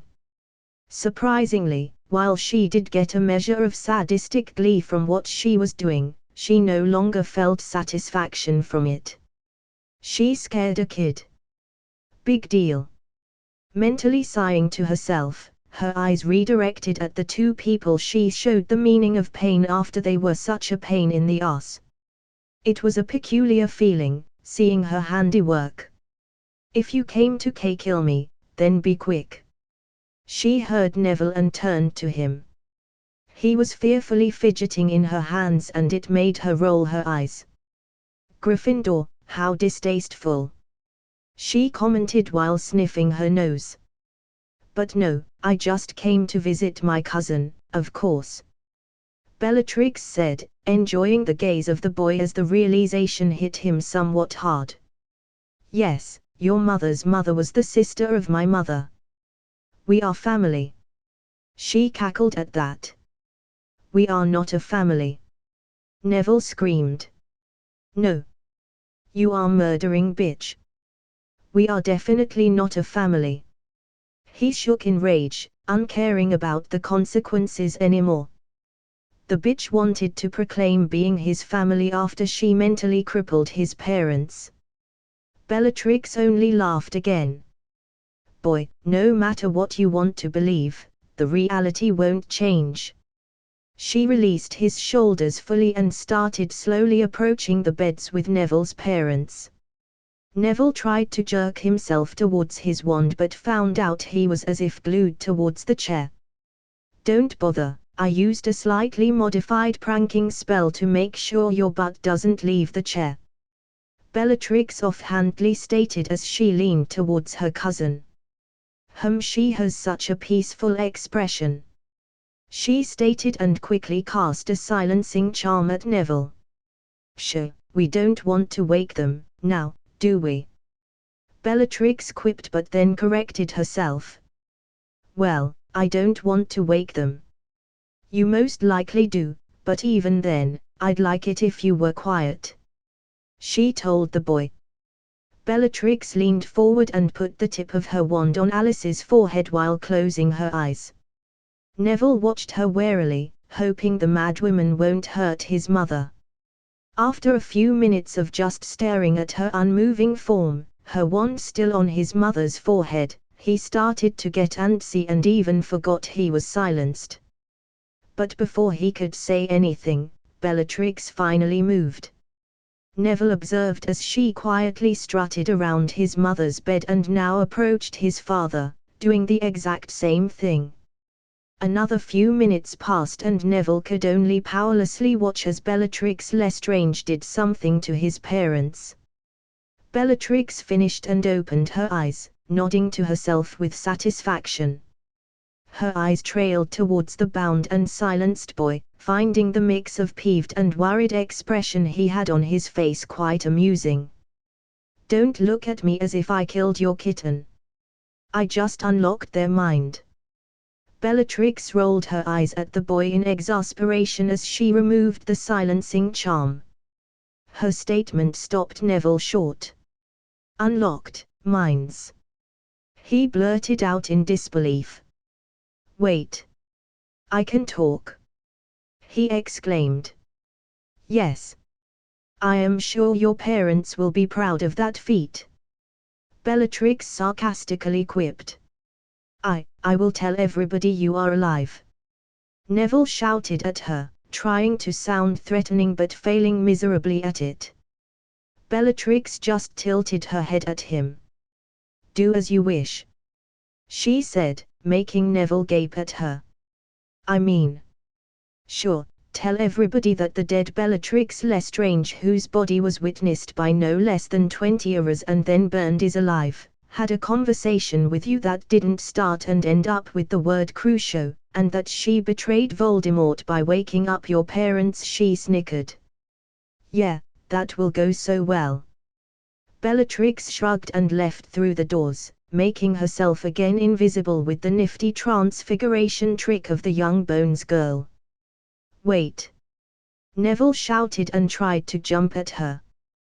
Due to thinking he was still bound to the chair, he used too much power and was sent sprawling on the ground with painful groans. It was only then that his mind registered her goodbye sentence. Did she say waking up your parents? He turned his head, only to find 2 pairs of emotion-filled eyes intently watching him. Comment. 58 comments.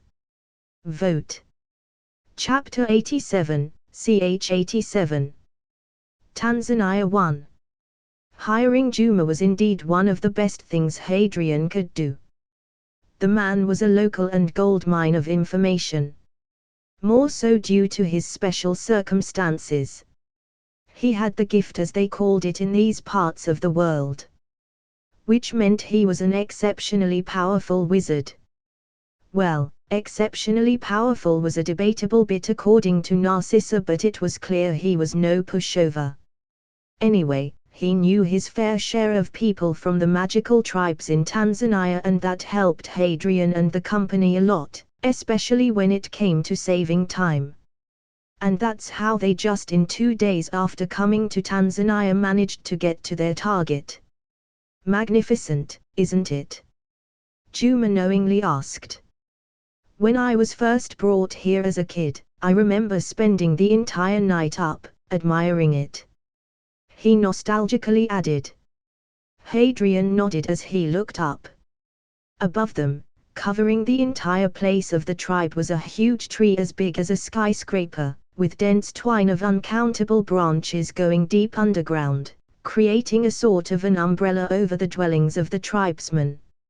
In the middle of the village, a big main trunk of the tree could be seen. "That's the sacred place. You shouldn't get too close," he warned the group after seeing Hadrian's eyeing it. A local man with long hair done up resembling an afro that sported many branches in it, walked towards the group while supporting himself with a branch. His hands had wooden bracelets and even his shoes were made of wood. Juma saw how Dora looked at the man funnily. "It's all made out of the mother tree's fallen branches. Don't underestimate these plain-looking things, they are all magical, and in this village, only the best craftsmen can get opportunities to work with the fallen branches of the mother tree and hence, the position of the village chief." Juma told her, and even Hadrian and Narcissa listened intently, their feelings covered with their impassive masks. The chieftain came closer to them and instantly locked Juma in an intense debate in some Tanzanian dialect or something that neither of the group understood. The topic was all too clear to them, however, as both occasionally glanced towards them. Fortunately, the chieftain didn't look all that angry at outsiders being in his village. After they were done talking, the two men turned towards Hadrian and his girls. "Welcome," the chieftain said in a broken English, making Juma snicker, which earned him a scowl and a slap on his shoulder. Fine, Juma said in an appeasing manner. "Just let me talk," he told the chieftain. Apparently, the man understood English perfectly and it was just talking that was problematic for him. The chieftain nodded and Juma chuckled one last time before he took a deep breath to calm himself. "The chieftain would like to welcome you. Is this normal? I thought they wouldn't like strangers," Hadrian asked, and Juma just shrugged. "He also hopes for knowledge trading," Juma said, and the chieftain nodded hopefully, making the trio quickly understand just why he was so forthcoming. The village has many magical artifacts it can trade as the settlements focus more on crafting, so despite the outsiders being a rare sight here, they are welcomed. Especially those willing to teach a bit of their knowledge, Juma said. Before Hadrian could say anything, Narcissa butted in. "I don't mind showing them a bit of rune crafting in exchange for a bit of their own magic crafting knowledge," she said, and Hadrian closed his mouth after he spotted the veiled excitement on her face. The chieftain smiled widely at her, it was obvious the deal was to his liking. Narcissa then turned to Hadrian, asking for permission, to which he just shrugged helplessly. "You are my wife, not my slave. Do what you want," he told her, earning himself a peck on the cheek and silent thank you. "Do you have some alchemy knowledge? I can trade for teaching some potions to you," Dora suddenly said, and the chieftain blinked at her. A pondering frown appeared on his face, but in the end, he nodded somewhat cautiously while his eyes found Juma, and he quickly said something to him, making him widen his eyes. Juma pursed his lips and slowly turned to Dora. "They indeed do have alchemy knowledge. But I don't think someone from Britain would appreciate it," he carefully said, watching for any sort of reaction from the group. Dora looked a bit miffed but Juma continued.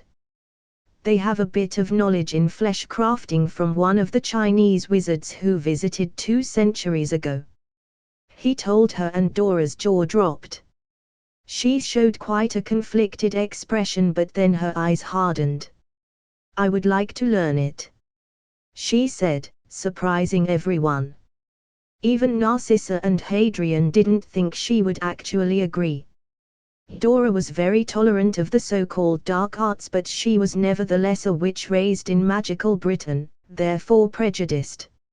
She grew up with these prejudices, and even though Hadrian tried a lot to get her out of that mindset, it was a slow process. Hadrian was quite happy Dora reacted like this, as it was a clear show of progress for his efforts. Juma then turned towards Hadrian with a questioning look. Hadrian just shrugged.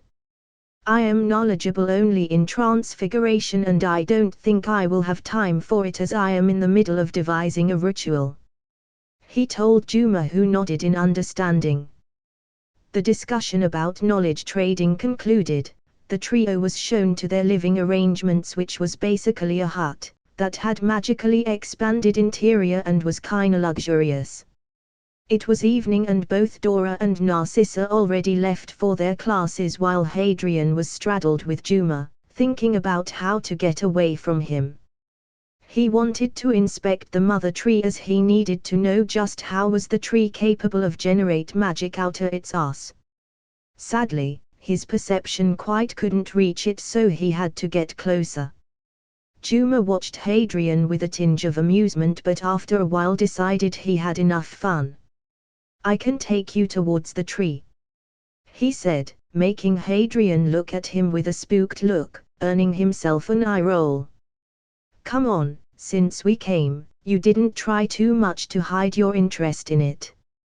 I talked with the chieftain, and as long as you won't touch it, we can get a closer look, Juma said, making Hadrian surprised. Am I really that bad at hiding my interest? He asked his guide, who just snorted. You are worse. And with that, the duo left towards the mother tree. Author, didn't really have time to check grammar as I am busy IRL. Comment. 35 comments. Vote. Chapter 88, ch 88. Tanzania 2. Juma and Hadrian walked through the village. Their accommodation might have been luxurious, but it was on the very edge of the village, so this was actually the very first time he was able to see more of it. The houses were made of wood, but they were not cottages. Far from it. They were not made from planks, instead, they were living in trees. Juma saw where Hadrian was looking and instantly understood what was going through his head. The clan is focusing on druidic magic, he told Hadrian with a slight smile. Growing trees is the very basics of it. Hadrian nodded in understanding. So they live inside hollowed trees. Isn't that kinda anti-natural or something? He asked, making Juma snicker. They are not hollowed trees. These are a special type of magical tree. They are quite wide but short.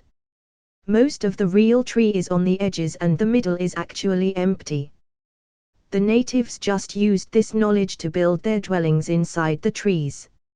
It's kind of a symbiotic relationship, really. I don't know much about it, but supposedly the inhabitants give the tree magic for being able to live in it, Juma said, making Hadrian nod.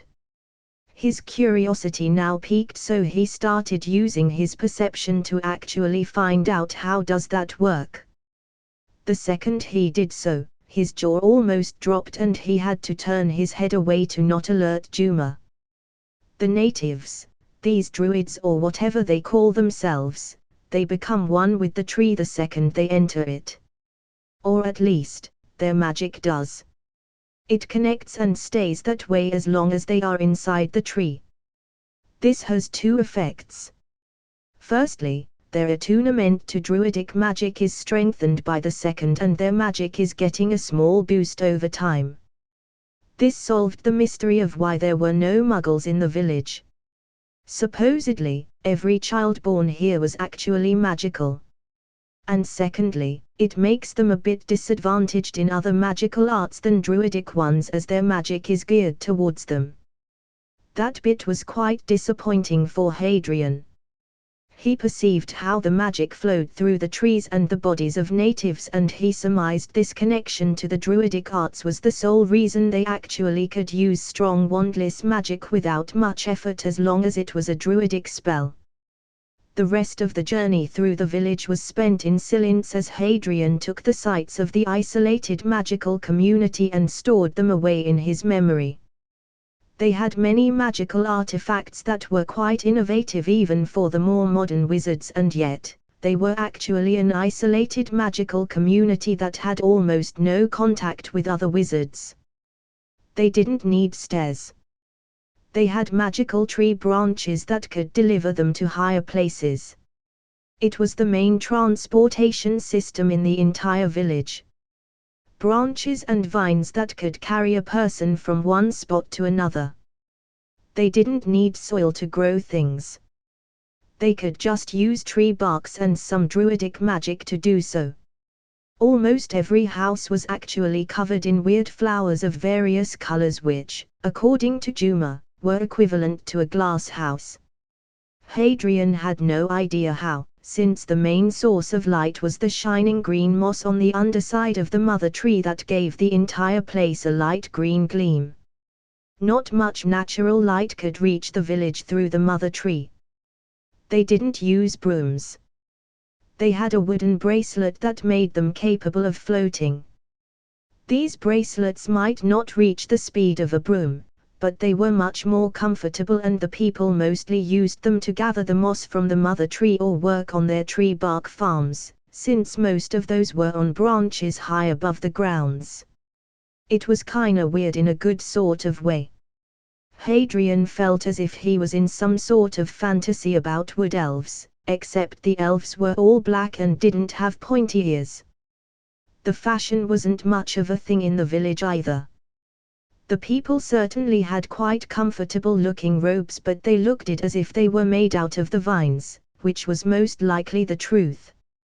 "We are here," Juma suddenly said, making Hadrian's head snap to the front, making his eyes widen. In front of him, all he could see was a part of the insanely huge trunk of the mother tree. "Damn," Hadrian said. "How could this be hidden from the world? It's massive." Juma chuckled and shrugged. "The tree is naturally camouflaging itself. That was the very reason why the tribe settled in here. It's damn hard to find this place and outright impossible if you are not magical. This was the sanctuary of Tanzanians druids for millennia already," he said. Hadrian turned to Juma with an awkward expression. "May I ask a question?" Juma raised his eyebrow but nodded, so Hadrian continued. "Why did you not join them?" Juma opened his mouth at that, but no sound came out of it. He sighed and sheepishly started to rub the back of his head with an uncomfortable expression. "They have their own culture," he slowly and carefully started. "You won't see much of it, but I wouldn't recommend anyone who didn't grow amongst them to spend a prolonged amount of time here. Even I try to limit my visits, and I am actually the biggest connection they have to the outer world." He turned away from Hadrian. "No matter how nice it all looks, some of their customs are outright disturbing," he mumbled, making Hadrian barely hear him. Hadrian now knew the guy wasn't very comfortable with the topic, so he let it go. He looked back at the intricate bark of the mother tree and activated his perception. This was, after all, the sole reason he was here. He wanted to know how the tree generates its own magic. What he saw almost floored him. Turns out he was wrong. The tree did not generate its own magic. Instead, it was directly connected to the ley line under it. This was even more precious than Hadrian previously thought. This was an example of how the magic is actually produced by the planet itself. He tried to sense every bit of what was in front of him, and he was definitely having quite a bit of trouble doing so. The structure was massive, and the magic was going from the ley lines to the roots of the tree and continued to go to the surface with them, entering the tree itself only to exit to the ground or the air through branches.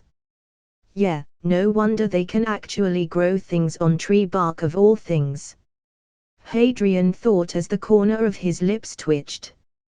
His perception didn't have that big of a range yet, so he could sense only a tiny bit of lie lines, but even this small part of them would bring immense gains for Hadrian.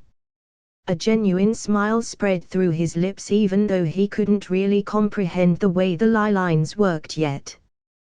This was his ticket to no longer having to depend on the magic from the surroundings. Once one looked at the history of magic, and no, Hadrian didn't mean goblin wars, it would become apparent that the magic was slowly decreasing in the world. There were still places like this village with a high amount of magic, but overall, right now was not the brightest age for magic. Creating his own magic source was a very important thing. But it was apparent he would need more time near it to understand more of the process. But this was the jackpot for him. This little discovery would push the making of the ritual forward by months, once he understood how lie lines produced magic. Comment. 29 comments. Vote. Chapter 89, ch 89. Tanzania 3. Cuninans was heading to his farm in the middle part of the mother tree. He was very proud of himself for being able to procure it. After all, it was a sign of his high social standing in the tribe. Nobody was allowed to make a farm on the upper part, so the people who had it in the middle one were usually influential and rich. As he finally reached the small plot of his bark, his body froze in fright. In front of him was a black bird he never saw before, pecking into the bark of a branch above his bark field. The atmosphere around the bird was soul-rendering as it was giving out a chilling vibe.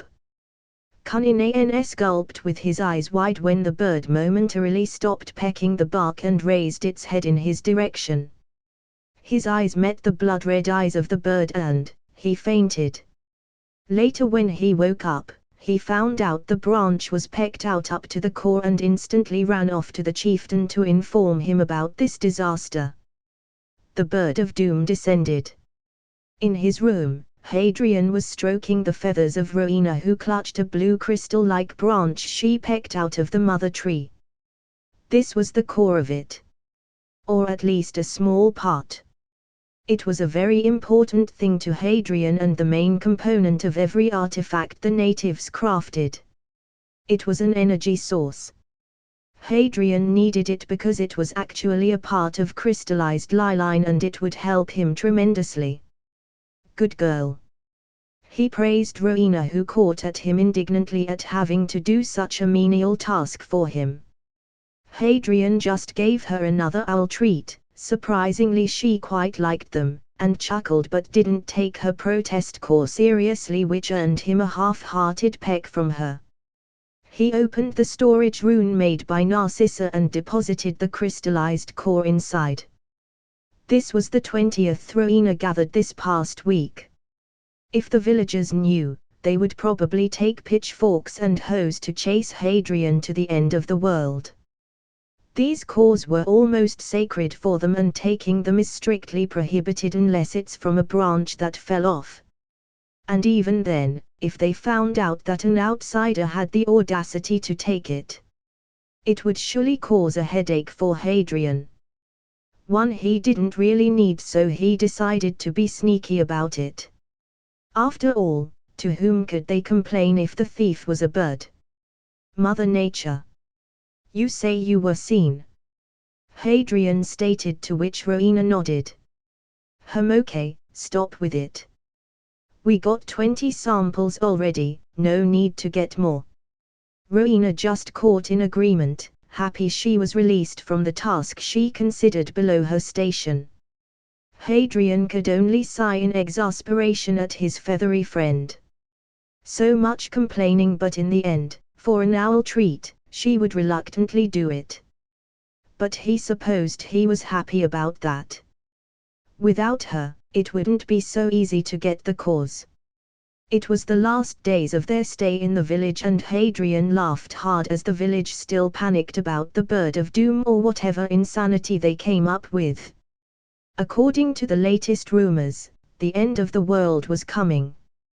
Juma was actually unable to accompany Hadrian on his daily stroll to the mother tree in the evenings since he was busy helping the villagers investigate. They were searching for Rowena all around the village, but Hadrian sent her away long ago. Right about now, she should be somewhere near London. Juma being busy, however, meant Hadrian couldn't approach the tree without setting up alarms and getting into trouble with the locals. Not that he overly cared, he had enough of the cause stashed away for his purpose. Their leaving wasn't even noticed much in the turmoil Rowena's sighting caused, and so it was early afternoon and they were about to leave the village. Juma was frowning as the chieftain didn't even bother sending them off. But the trio didn't really care. They all had things to ponder about and were busy going through their gains from this little excursion. Narcissa was quite happy about this trip as she learned a lot of new methods of crafting. While artifact creation wasn't really her forte, but the principles could be used to create new runes. To her eternal happiness, the tribe even had knowledge about some really old runes that would make her own runic spells progress leaps and bounds. Hadrian already feared for the poor bastards who annoy her enough to smite them. Narcissa started to, for some reason, like making really nasty and irritating runes. She didn't go for max damage, instead, she went for the ones that could annoy the hell out of the enemies. In exchange, Narcissa taught the natives some minor runes. After a year of being married to Narcissa, Hadrian had a clear image of the kind of person she was. She would never give them any substantial knowledge in runes. Not when they had no clue about the things she was teaching. In her mind, if they asked about specific knowledge, she would teach them, but since they did not, she gave them some basics and flashy but useless runes, and the rest was up to them. Dora, on the other hand, learned flesh crafting. It was mostly in tomes, as no one from the tribe focusing on druidic magic would even touch the discipline with a stuffed dead skunk, and these tomes were very, very old, but she got the hang of it eventually. The chieftain even gifted her the tomes as it was useless for them. Now, Hadrian was certain Dora would never use these skills for what they were meant to be, but she learned a lot about handling ingredients, especially those made out of humans, and she also learned very advanced rules of alchemy, no matter how dark they were. They would later be applicable for other things too, and that was the main reason why she learned it. Flesh crafting was, after all, an incredibly advanced alchemical field, and the underlying principles of it were up there with the hardest spells and mostly forgotten. If one tried to learn the craft in the modern age, it would be nigh impossible. Not because of lack of understanding, but due to insufficient learning material. Dora really lucked out with these tomes. Also, they destroyed them the second she got all the knowledge stored in her mind through occlumency. No way would they risk it being stolen. Hadrian, however, told Dora to make a copy for the Black Library in the safety of Grimald Place 12. With Narcissa's defenses, that place was almost unbreachable. Hadrian spent the time studying the mother tree and ley lines, and his ritual was coming along quite well. He had almost everything he needed and knew how to make sure the effect was what he desired, but wasn't yet confident enough to actually perform the ritual without somebody learning the art near him. He would have to show his results to Bellatrix, as she was the most knowledgeable in the field out of all of Hadrian's trusted acquaintances. The way back towards the city was quiet and uneventful as the girls leaned on Hadrian, enjoying the time together as they quite neglected each other due to being busy learning. It was then the old van Juma rented abruptly stopped, pulling the trio out of their thoughts. "What's up?" Hadrian asked, and saw Juma's furrowed eyebrows and worried expression. "The road is blocked." "Cliff Khan. Sorry, kinda lost my drive, so I will end the chapter here and continue in another." Comment. 31 comments. Vote. Chapter 90, ch 90. Juma. ch 90. Juma. The road is blocked. Juma said, eyeing the people barricading the road with a frown on his lips. This is not good. These people are probably bandits. He wasn't really sure about that because they were hiding their identity by sitting in the car. Suddenly, a loud voice resounded, saying something in a native tongue. Juma frowned even more as he turned to Hadrian. They demand we get out of the car. Let me go alone and ask what's going on. Juma told Hadrian, who instantly shook his head in disagreement. These people don't seem to be a reasonable sort. He started. I'd rather be out of the car if a fight breaks up. Hadrian said and narrowed his eyes.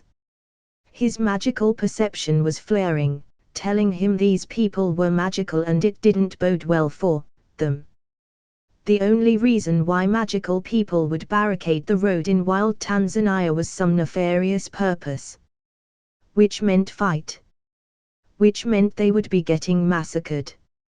Not that they knew it yet, but Narcissa already got that small smirk which might be almost unnoticeable, but it still told Hadrian she was getting excited. Even Dora knew something was wrong with the current situation and she was also getting antsy. Well, girls, prepare for a fight. I guess.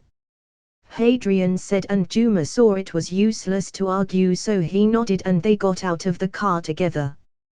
The more they approached the men, the more was Juma distraught. He now knew who they were and cursed himself for agreeing to the trio exiting the car. He could see the men eyeing them and his mercenary senses were certainly tingling. His eyes clouded as he was sure the fight was inevitable, but nevertheless, he would first try the peaceful approach. When they finally came sufficiently close, a tall black man with a bony necklace clad in brown shirt and trousers shouted at Juma, who sighed. He turned to Hadrian and said, "They want to talk to me first. Wait here for a second, please." With that, he left the group and went towards the man, where he started exchanging words with the man. They talked in their native tongue, so it was impossible for Hadrian to understand, but he could see Juma's mood souring no matter how good the man was at concealing his body language. In the end, Juma came towards the group with a bitter expression. "They said I can go, but they want you to stay," he told them. "Us to stay?" Narcissa asked with an amused undertone, as if this was just an attraction in an amusement park, but Juma mistook her tone for a worried one and gave her a reassuring look which made her even almost snicker. "Yes. I could have negotiated to make it only women, but I knew Hadrian would never accept that, so I didn't even try. We will have to fight our way through," Juma stated, and Hadrian tilted his head in curiosity. "An idiotic question it may be, but I will nevertheless ask. For what do they want my women?" He narrowed his eyes, already thinking which transfiguration will he use to show them the wrongness of their path. Juma blinked at Hadrian before he understood what he asked, and only then realized Hadrian nor the girls knew who stopped them. "Ah, they belong to the Kumya tribe. They practice more unorthodox rituals," Juma started, making Hadrian's frown widen, but the next sentence made all three foreigners speechless. "They are the local cannibals." Juma scratched his cheek awkwardly as he said that. All three of Hadrian's group dropped their jaws at that. "How are they still alive?" Narcissa mumbled to herself, but when she saw Dora's inquisitive look, she decided to elaborate. Similar to necromancers, the cannibals were also killed off a few centuries ago. They were not dangerous per se, but they were inhuman in their practices even compared to dark wizards of this era. It might seem ridiculous, but the reason why humans see eating other humans as inhuman is from the big part the achievement of wizards of the past when our worlds weren't yet separated. Sometimes it was necessary for survival, and a good neighbor was always a welcome change in the menu. Meat was meat, after all. But this changed when people started forming bigger civilizations and food became more abundant. Wizards started too, and some practices started to be abhorred and later banned. The easiest way to do that was to do it through laws, and so cannibalism became outlawed. China, the Roman Empire, Persia, ancient Greece, all of these countries did it. It became a necessity, as these wizards weren't exactly the shining beacons of a good example for the community. They had to be dealt with. She summed up. Now then. Hadrian started with a smile. I think this is where we will part ways, Juma. That made Juma instantly on guard, but he was too late. Avada Kedavra resounded from his right side, and before he could even turn around, the spell hit his side, killing him instantly. Narcissa huffed as Juma's dead body landed on the ground. She then half-turned towards the bewildered Kurmia tribesmen who were processing what just happened. Well, but honestly, that guy was an atrocious actor. She smirked towards them. I mean, you see powerful wizards who don't care about killing in a plane full of people, and the first thing he does is approach us. To be perfectly fair, if you didn't learn the basics of their tongue, I doubt we would know the man approached us on the plane only to sell us to the Kurmia tribe. Hadrian offhandedly stated, preparing for a fight as he watched the Kurmia tribesmen getting agitated. Not really, the man was an open book for my legilimency. Narcissa snorted. It was just convenient to have him as a guide. She shrugged. Am I the only one who is startled and greatly disturbed that Aunt Cissa cast an unforgivable into the man's back? Dora asked quietly to herself, but was ignored.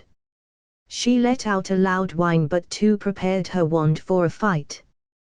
The battle started as the trio found themselves under the fire of something Hadrian thought he would never see. Fireballs, wandlessly conjured at that, started flying at them, making him frown. Narcissa quickly threw a paper containing a rune on the ground while charging it with magic with her wand. As the fireballs were above the rune, they quickly dissipated, not reaching the trio. The Kurmia tribesmen were bewildered, but not for long. Hadrian was happy to see their usage of fire, so he decided to show them his own. His hands burst with an emerald green flame.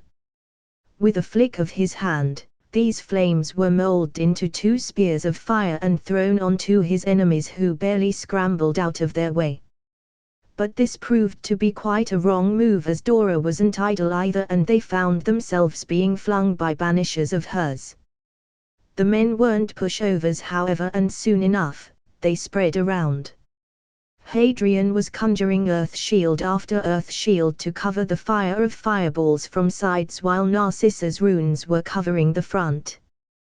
The trio was slowly pushed towards the car, which they used to cover their back. The spells might have been strong enough to injure a human, but the van would prove to be quite tough to breach even for their spells. The trio could actually use the van to escape, but they wanted to try their new spells in a safe environment, and these thugs would do. It was infinitely better and most importantly safer than trying it on Bellatrix, who was the only willing participant for these kinds of activities. Narcissa smirked as a new rune suddenly lit up in front of her in the air at the wave of her wand. She pulled her wand arm back and then fiercely jabbed her wand forward. The rune started growing until it was as big as her body, and that's when the show started. The men were still furiously spamming fireballs at the trio, so much that Hadrian actually started to grow bored and wondered if this was their only spell, but as the fireballs impacted Narcissa's new rune, they got reflected. 2 out of the 8 men got roasted by their own fireballs, which startled the rest, and Dora used that opening to give her own input to the clash. She quickly cast a charm of her own making, and 3 more men started floating briefly before being pulled into each other with such a force, Hadrian clearly heard a deadly loud crack. He almost cringed at how disgusting that sound was, but noted Dora didn't notice due to smirking at Narcissa in victory. The remaining 3 men were now panicking, and for the first time, it wasn't a fireball they used. They cast one spell together, and a huge fire elemental rose in front of the trio, plunging its hand onto them. Hadrian barely managed to create a massive hand from the ground and stopped the hand of the elemental. The elemental and Hadrian's transfigured earth hand started wrestling for a few moments, but it was obvious the stalemate would continue. Hadrian might have learned battle transfiguration spells, and him being able to hold 3 wizards off by himself was commendable, but he was still a kid and his magic wasn't fully developed. Narcissa and Dora quickly decided to help him, and 2 of the men who were conjuring the fire elemental started to promptly feel all ticklish due to the girls' tickling charms, which disrupted their synergy. Something nobody expected instantly happened, and the elemental exploded with a violent boom and flurry of flames, sending dust, debris, and earth flying all around. The dust started slowly clearing, revealing charred ground in the surroundings. Even the trees nearby were for the most part nothing but ashes. Damn! Hadrian coughed out as he released the earth dome he transfigured over them. Damn right! Narcissa said exasperatedly as she released the runic shield that was right under the earth dome. Seriously? Dora also joined in with their dry remarks as she cancelled the cushioning charm she cast on all 3 of them. What the heck was that? She exclaimed, making Narcissa turn to her. That, dear niece, were wizards who played with unstable elemental spells. Narcissa deadpanned, and then started slowly laughing. This made Dora also laugh as she looked around the devastated surroundings, spotting the tree-charred corpses of the idiots who almost blew them up. Hadrian snaked his arms around the girls' shoulders and embraced them while also laughing in relief. Well, that was enough for an adventure, I think, he said. Time to go home. The girls leaned into his embrace and both nodded into his shoulder. No matter how they wanted to have a test run of their new spells, they didn't think it would result in almost being cooked up. Hadrian smiled and uttered. Creature. Comment. 63 comments. Vote. Chapter 91, ch 91. Back home. Hadrian, Dora, and Narcissa appeared in the library after Creature teleported them back home. Hadrian was at first doubtful the little guy would be able to do it in one jump, as it took time for him to show up even when they were in the same country, but apparently, the house elf magic was working on a different concept than the human one. Distance is quite an ambiguous term for them. The second they arrived, Hadrian was, without even knowing how, promptly hugged by excited Bellatrix. How the heck did she appear here so fast? All 3 of them thought, completely bewildered by her sudden appearance. Bellatrix, however, wasn't even a bit shaken by their weirded out stares and just kept hugging Hadrian tightly to her chest, twisting her hips from side to side with his entire body. When even after 5 minutes of cuddly hugs Bellatrix didn't let Hadrian go, Narcissa, who was already glaring at her sister and tapping her foot on the floor, couldn't take it anymore and spoke. Bella. That's enough. You can cuddle later. She scowled. No. Bellatrix huffed out and her hands refused to let Hadrian go. He could only awkwardly chuckle at her childish antics, but he was indeed feeling quite tired, so he crouched slightly. Putting his right hand around her waist, he lifted her feet from the ground, making her let out a girlish shriek, and carried her towards the couch where he sat down, putting her on his lap. Bellatrix was staring at him with wonder in her gaze before she decided to just go with the flow and again leaned onto him. Narcissa just sat next to him with her arms crossed, a bit peeved her sister didn't even say hello before hoarding her husband for herself, which was shown by her facing away from the woman. Dora quickly decided it was high time to make herself scarce, leaving via the flew to her parents' house. After they rested in comfortable silence for a while, Bellatrix raised her head and threw a question at Narcissa. "So, how was your honeymoon, sister?" she teasingly asked while wiggling her eyebrows at Narcissa, making it obvious what she meant. Stop it, sister." Narcissa swatted Bellatrix's shoulder with a visible scowl on her lips, making the former madwoman cackle in gleeful amusement as she started reciting in a sing-song voice. "You are blushing. Blushing. Blushing like a virgin." Bellatrix was almost bouncing on Hadrian's lap while Narcissa's right eye started twitching, but her face was beep red anyway. Blushy Bellatrix was about to continue when Narcissa suddenly decided it was enough and interrupted her. "So, sister dearest, did you manage to complete your task?" She turned her head to Bella, her eyes showing the answering was mandatory, and forcibly changed the topic. Bellatrix whined for a few moments, but when Narcissa pinched her side with considerable force, making her almost jump in pain, Bellatrix started talking.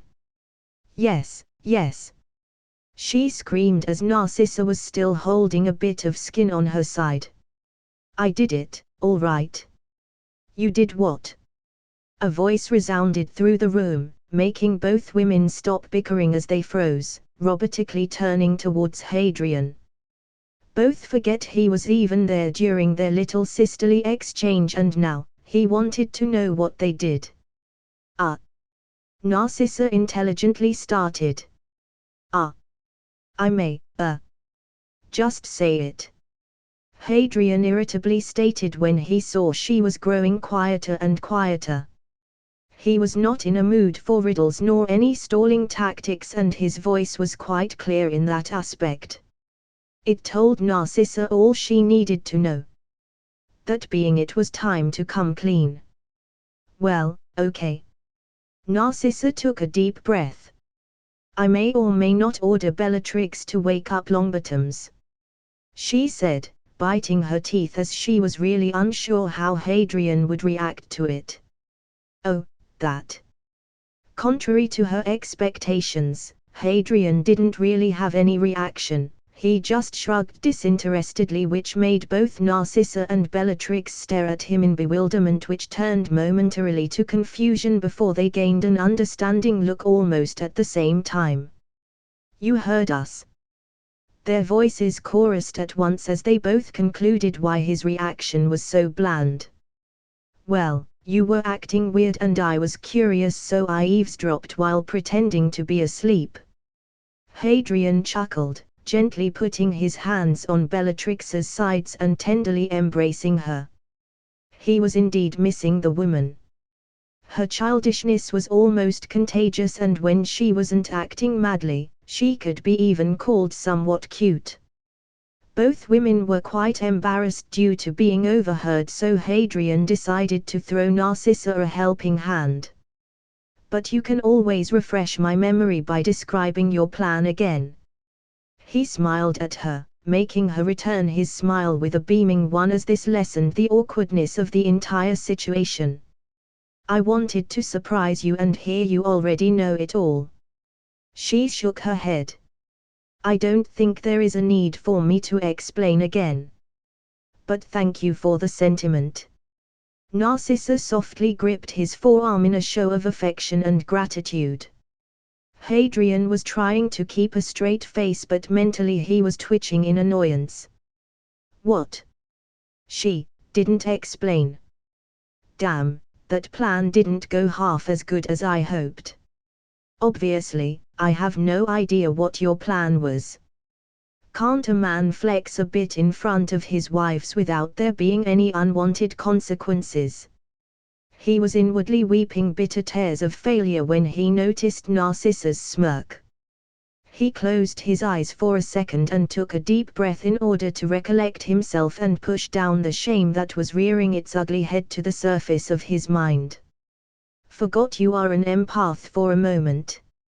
He wryly smiled, making Narcissa let out an amused chuckle while even Bellatrix snickered at him. But the attempt counts, Narcissa told him and pecked his cheek to lighten his mood. Anyway, my plan is simple. I am going to put Dumbledore and Longbottoms on opposite sides of the light faction. Nothing better than a little civil war before lunch. The Longbottoms were never big fans of Dumbledore, hence he didn't really warn them as he did with Potters when the hunt for their kid was starting. This could make some waves that could eventually help us keep Dumbledore preoccupied, she lightly stated. The only issue is. Turning to Bellatrix, she continued. Did you lock the memory of yourself in the boy's mind? Bellatrix nodded. Yes, he was keeping his eyes on mine for the entire time. Wasn't even that hard and didn't need to use even a bit of violence. How regrettable. Bella pouted, earning herself a nudge from Hadrian which made her happy again. Narcissa looked satisfied at this information and her only comment was, and now, the next episode in Dumbledore's Problems can begin. A few days later, Dowager Longbottom was sitting on the left side of the newly awakened Lord Longbottom, happy that her son was again on his feet. Well, not literally of course. He still had to use a wheeling chair but he was getting there. Little Neville was also almost flying from happiness and she decided to ignore his remark about seeing the already deceased Bellatrix Lestrange. She really didn't know what to do with the boy. When he said it was Bellatrix who woke his parents, she almost face-faulted there and then. The boy almost ruined her image of a proper lady.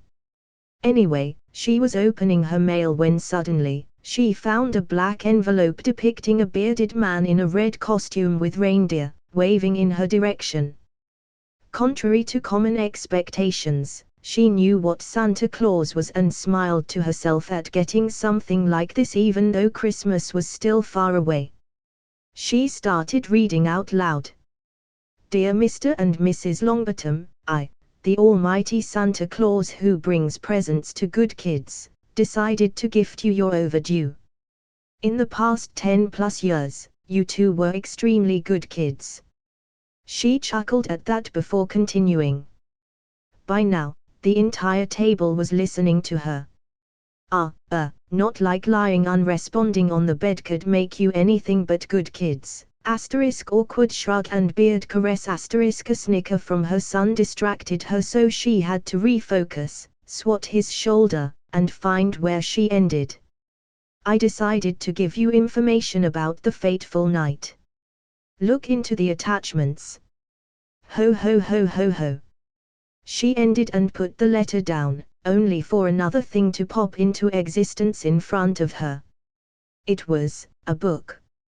She opened it and this time, read it quietly as any information about that night was definitely not for young Neville's ears.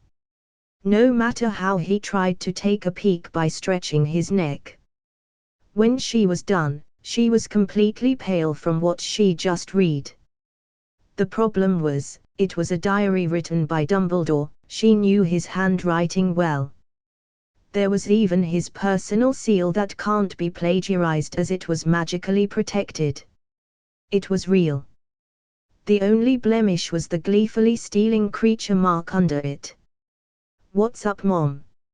Frank suddenly asked when he saw the state of his mother. Madame Longbottom was instantly pulled out of her reverie and just silently gave him the book. He curiously peeked in and almost fell comatose again.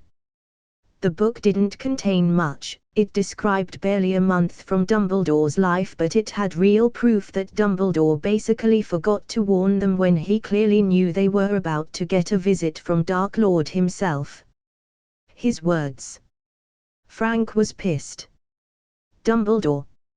He gritted out, his mind already deciding how to deal with this new information. Comment. 29 comments. Vote. Chapter 92, ch 92. Ritual. Hadrian was standing in front of intricate circles made from various runes that were being checked and rechecked for the nth time by Narcissa. "Are you really sure this will succeed?" she worriedly asked, putting her hand on Hadrian's shoulder and squeezing it as if trying to prevent him from doing the ritual. "I am positive." Hadrian put his own hand on top of hers, looking straight into her worried eyes with a smile. "Don't worry.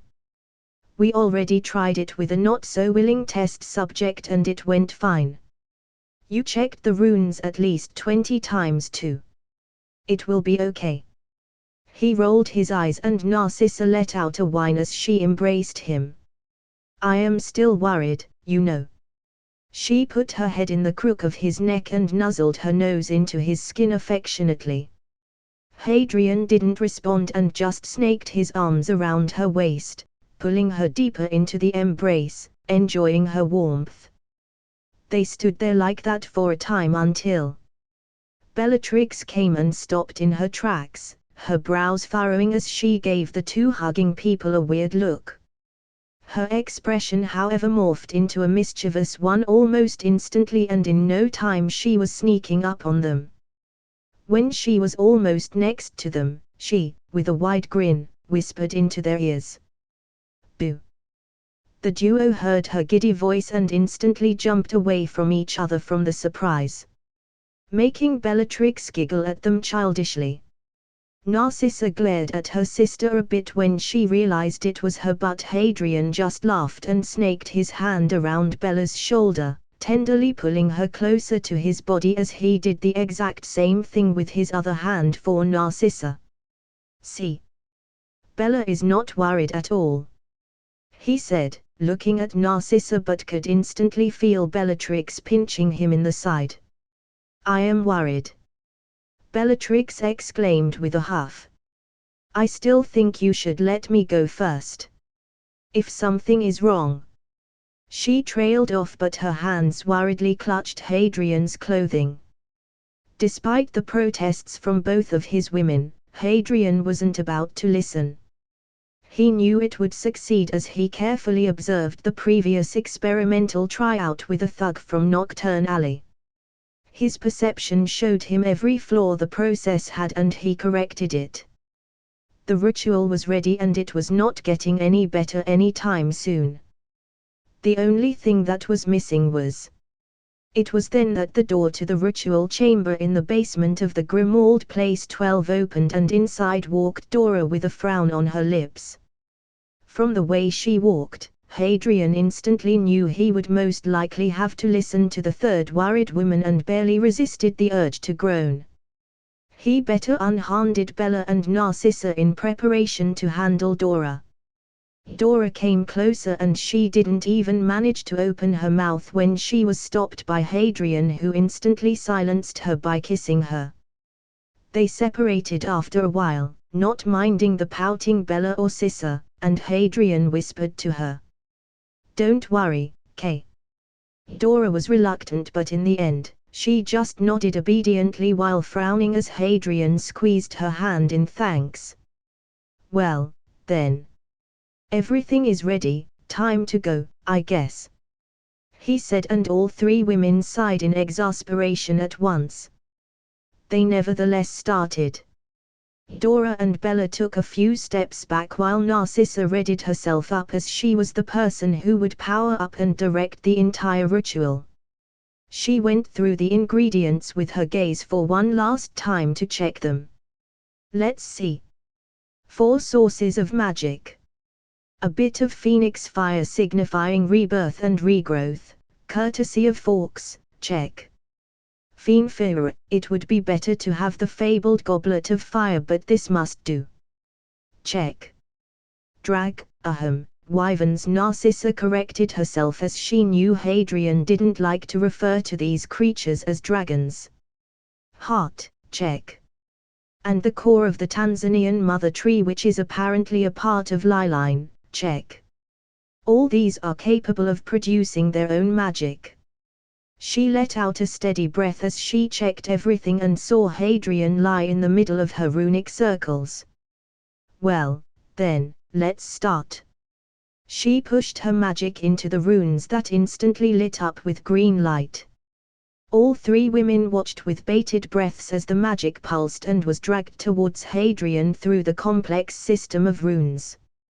The magic was visibly swirling around Hadrian in the center of the runic circles, enwrapping him like a fire. Hadrian, on the other hand, was feeling as if he was on a roller coaster. In one instance, he felt full of energy he surmised was magic, in another he felt utterly empty. His mind couldn't even recognize up and down nor left and right as it was being overloaded.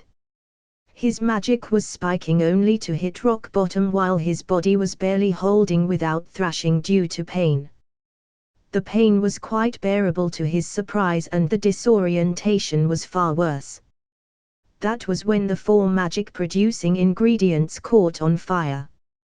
Green, soul-rendering fire that blazed like bonfire suddenly sprang up and consumed these ingredients only to form a bridge of fire straight towards Hadrian, engulfing also his entire body. Bella had to hold Dora with her entire strength lest the silly girl interrupts the ritual, but even for her it was a nerve-wracking experience. Narcissa also minutely shook when the fire enwrapped Hadrian due to not being sure if it would harm him, but calmed down when she saw his skin not being burned. She released a relieved breath she wasn't even aware she was holding as her body relaxed and continued the ritual. A few minutes passed and Rei was still burning, but the flames were getting weaker and weaker by the second, entering his body, concentrating in the chest area.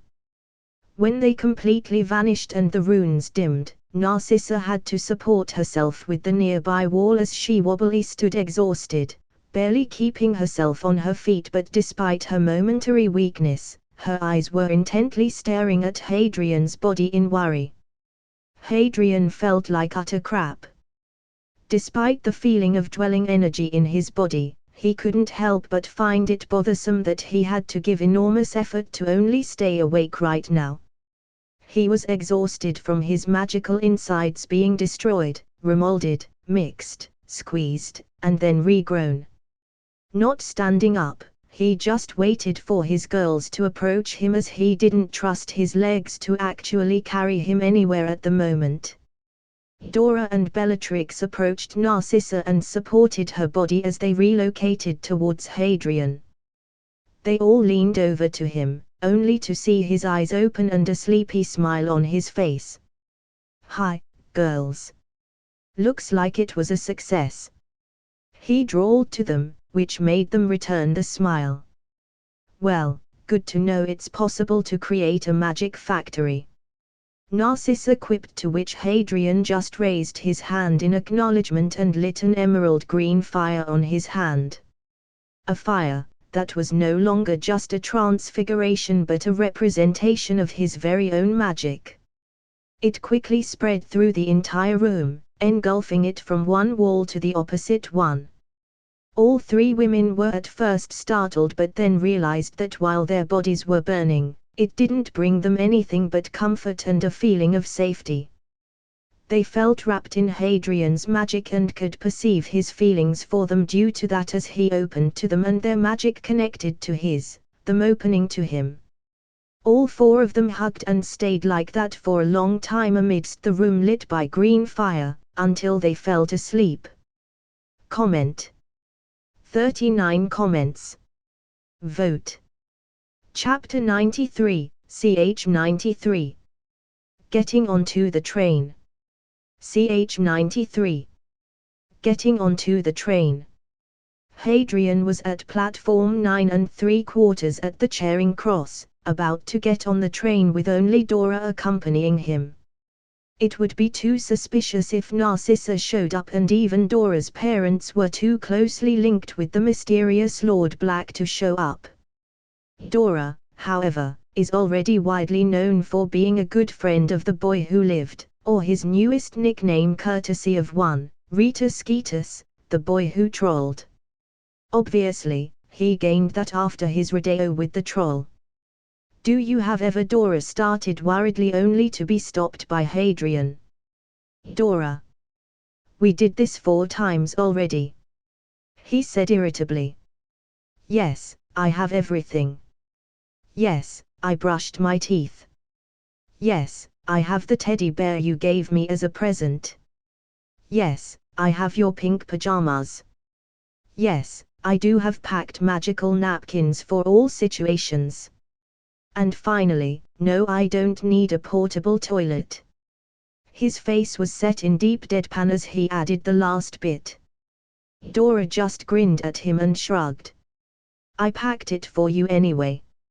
Hadrian's head whipped to her and his jaw dropped almost on the floor at that. "You what?" But he was quickly interrupted by a human missile impacting his back. His body was hugged from behind, but he wasn't worried as he mostly knew who it was due to the squishiness. "Susan?" Hadrian asked, and the hug tightened, making it obvious it really was Susan.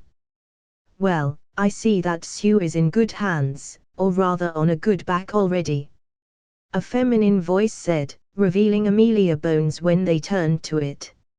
"Hello, Dora.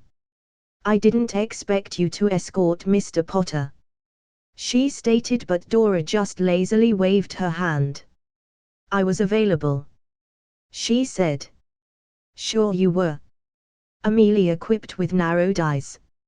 "And anyway, what did you say you were doing now that you received your NEWTs?" "I didn't." Dora deadpanned, and for a second, both Susan and Hadrian could almost see the sparks flying between the women until Amelia chuckled and handed Dora something akin to a business card. "We need people like you in the DMLE. Feel free to show up if you will get an itch for some actions. Newers are always welcomed," Amelia said, and Hadrian frowned. Dora, however, just took the business card and put it into her pocket without even looking at it. Hadrian was actually proud of how disinterested she looked when she was offered the position. He knew that Dora would not have time to even think of accepting. She decided to commit to the study of alchemy, so for the next 2 years, she would be deep in books from all around the world that Narcissa managed to gather through her connections and the massive wealth she commanded. The atmosphere turned awkward, so Hadrian quietly asked Susan, "Did you say your goodbyes to your aunt?" The girl nodded, so Hadrian said a quick bye to Dora as he knew they would be seeing each other tonight. Dora, getting the message, pulled out her wand and shrunk Susan's baggage, making Hadrian put it into his empty pocket as he carried Susan into the train. Inside, he found many empty compartments but didn't enter either as he was looking for someone. Susan was quite confused about why Hadrian was just passing every empty compartment until they entered one that had a silly-looking blonde girl with Hadrian's familiar on her shoulder. Susan's mood instantly dropped as she mentally screamed in her head. "I thought now that Dora graduated I would be alone with Hadrian. Who is this harlot?" She barely resisted the urge to glare at the girl whose face lit up like a Christmas tree when she saw Hadrian. While Susan was on his back, his front was quickly embraced by the girl, making him chuckle at startled Rowena that flew up when the girl abruptly moved. "Hi to you too, Luna." He greeted her, but Luna only nuzzled her nose into his neck as she tightened her hold on him. "Thank you for sending me letters, and Rowena," Luna said, not in her usual dreamy voice but in a happy but lonely-sounding one. Hadrian knew the girl had it hard as her father tried but couldn't really pull his weight when it came to parenting. He often requested Rowena to spend some time with the girl. Sure thing, Hadrian said and patted Luna's head while Susan slid down his back, her feet safely planting onto the ground. The trio took their seats and Hadrian quickly found himself in between them, as each took one of his hands. If Bella saw this, she would laugh her ass off at me, he thought with a sweat drop as silence spread through the compartment. Luna suddenly raised her head, her curious gaze meeting Susan's petulant one, which made both girls surprised at each other. Hadrian surmised they did some womanly mental voodoo because it didn't take even a minute for them to be talking to each other as if they were best friends for years. It was weird. But at least it made the girls talk and Hadrian happily kept quiet, appearing to listen to them. He had many things to think about for the upcoming year, so he just tuned the two girls out for a bit. At the entrance to platform 9 3/4 from the Muggle London, a ginger-haired kid was currently trying to enter, but every time, they felt as if they ran into a brick wall. What the hell is this? Ron exclaimed angrily as he stared at the brick wall that was usually an entrance towards the platform. It was only the Muggle-repelling wards that kept his cursing secret.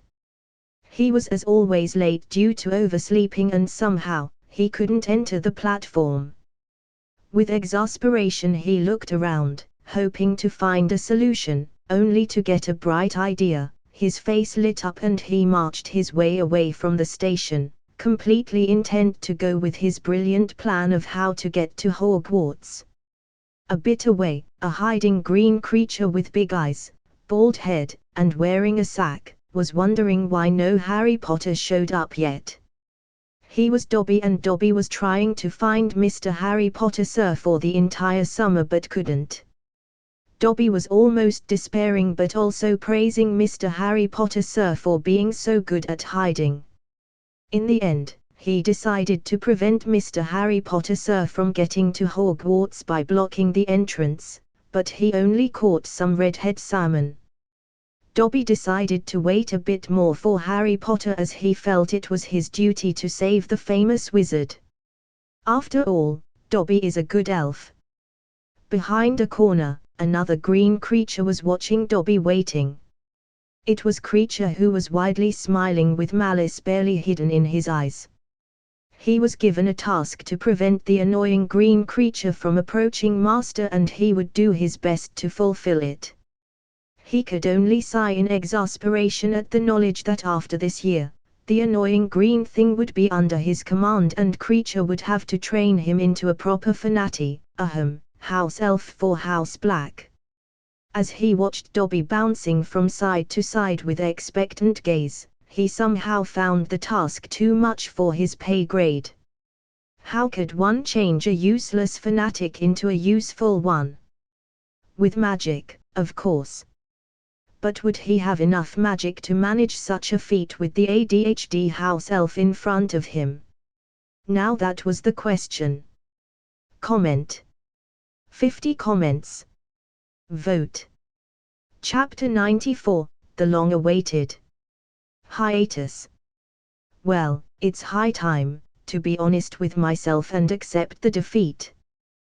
The last few weeks I was dragging this story, trying to make something out of it, but I honestly lost my drive and interest in it long ago. When I started writing this, it was my first, not really, I just never posted the very first, fanfic, and right now, I would do many things differently. But that doesn't matter. I had times when I was able to write 5 chapters a day, and now, I am glad if I somehow manage 1 per week. That's due to disinterest from my side, and I see that it is not getting any better with time. I am also quite busy, but that feels more like an excuse than an actual reason. Laughing smiley. Therefore, I finally decided to put this story on hiatus. I have no idea if I will ever continue it, and this is it for the story, but I am not saying it can't happen. It all depends on how I will feel in the future. Well, we will see. Thank you for reading it till now, and I hope it managed to bring a few bright moments into your life. Hopefully, see you somewhere else.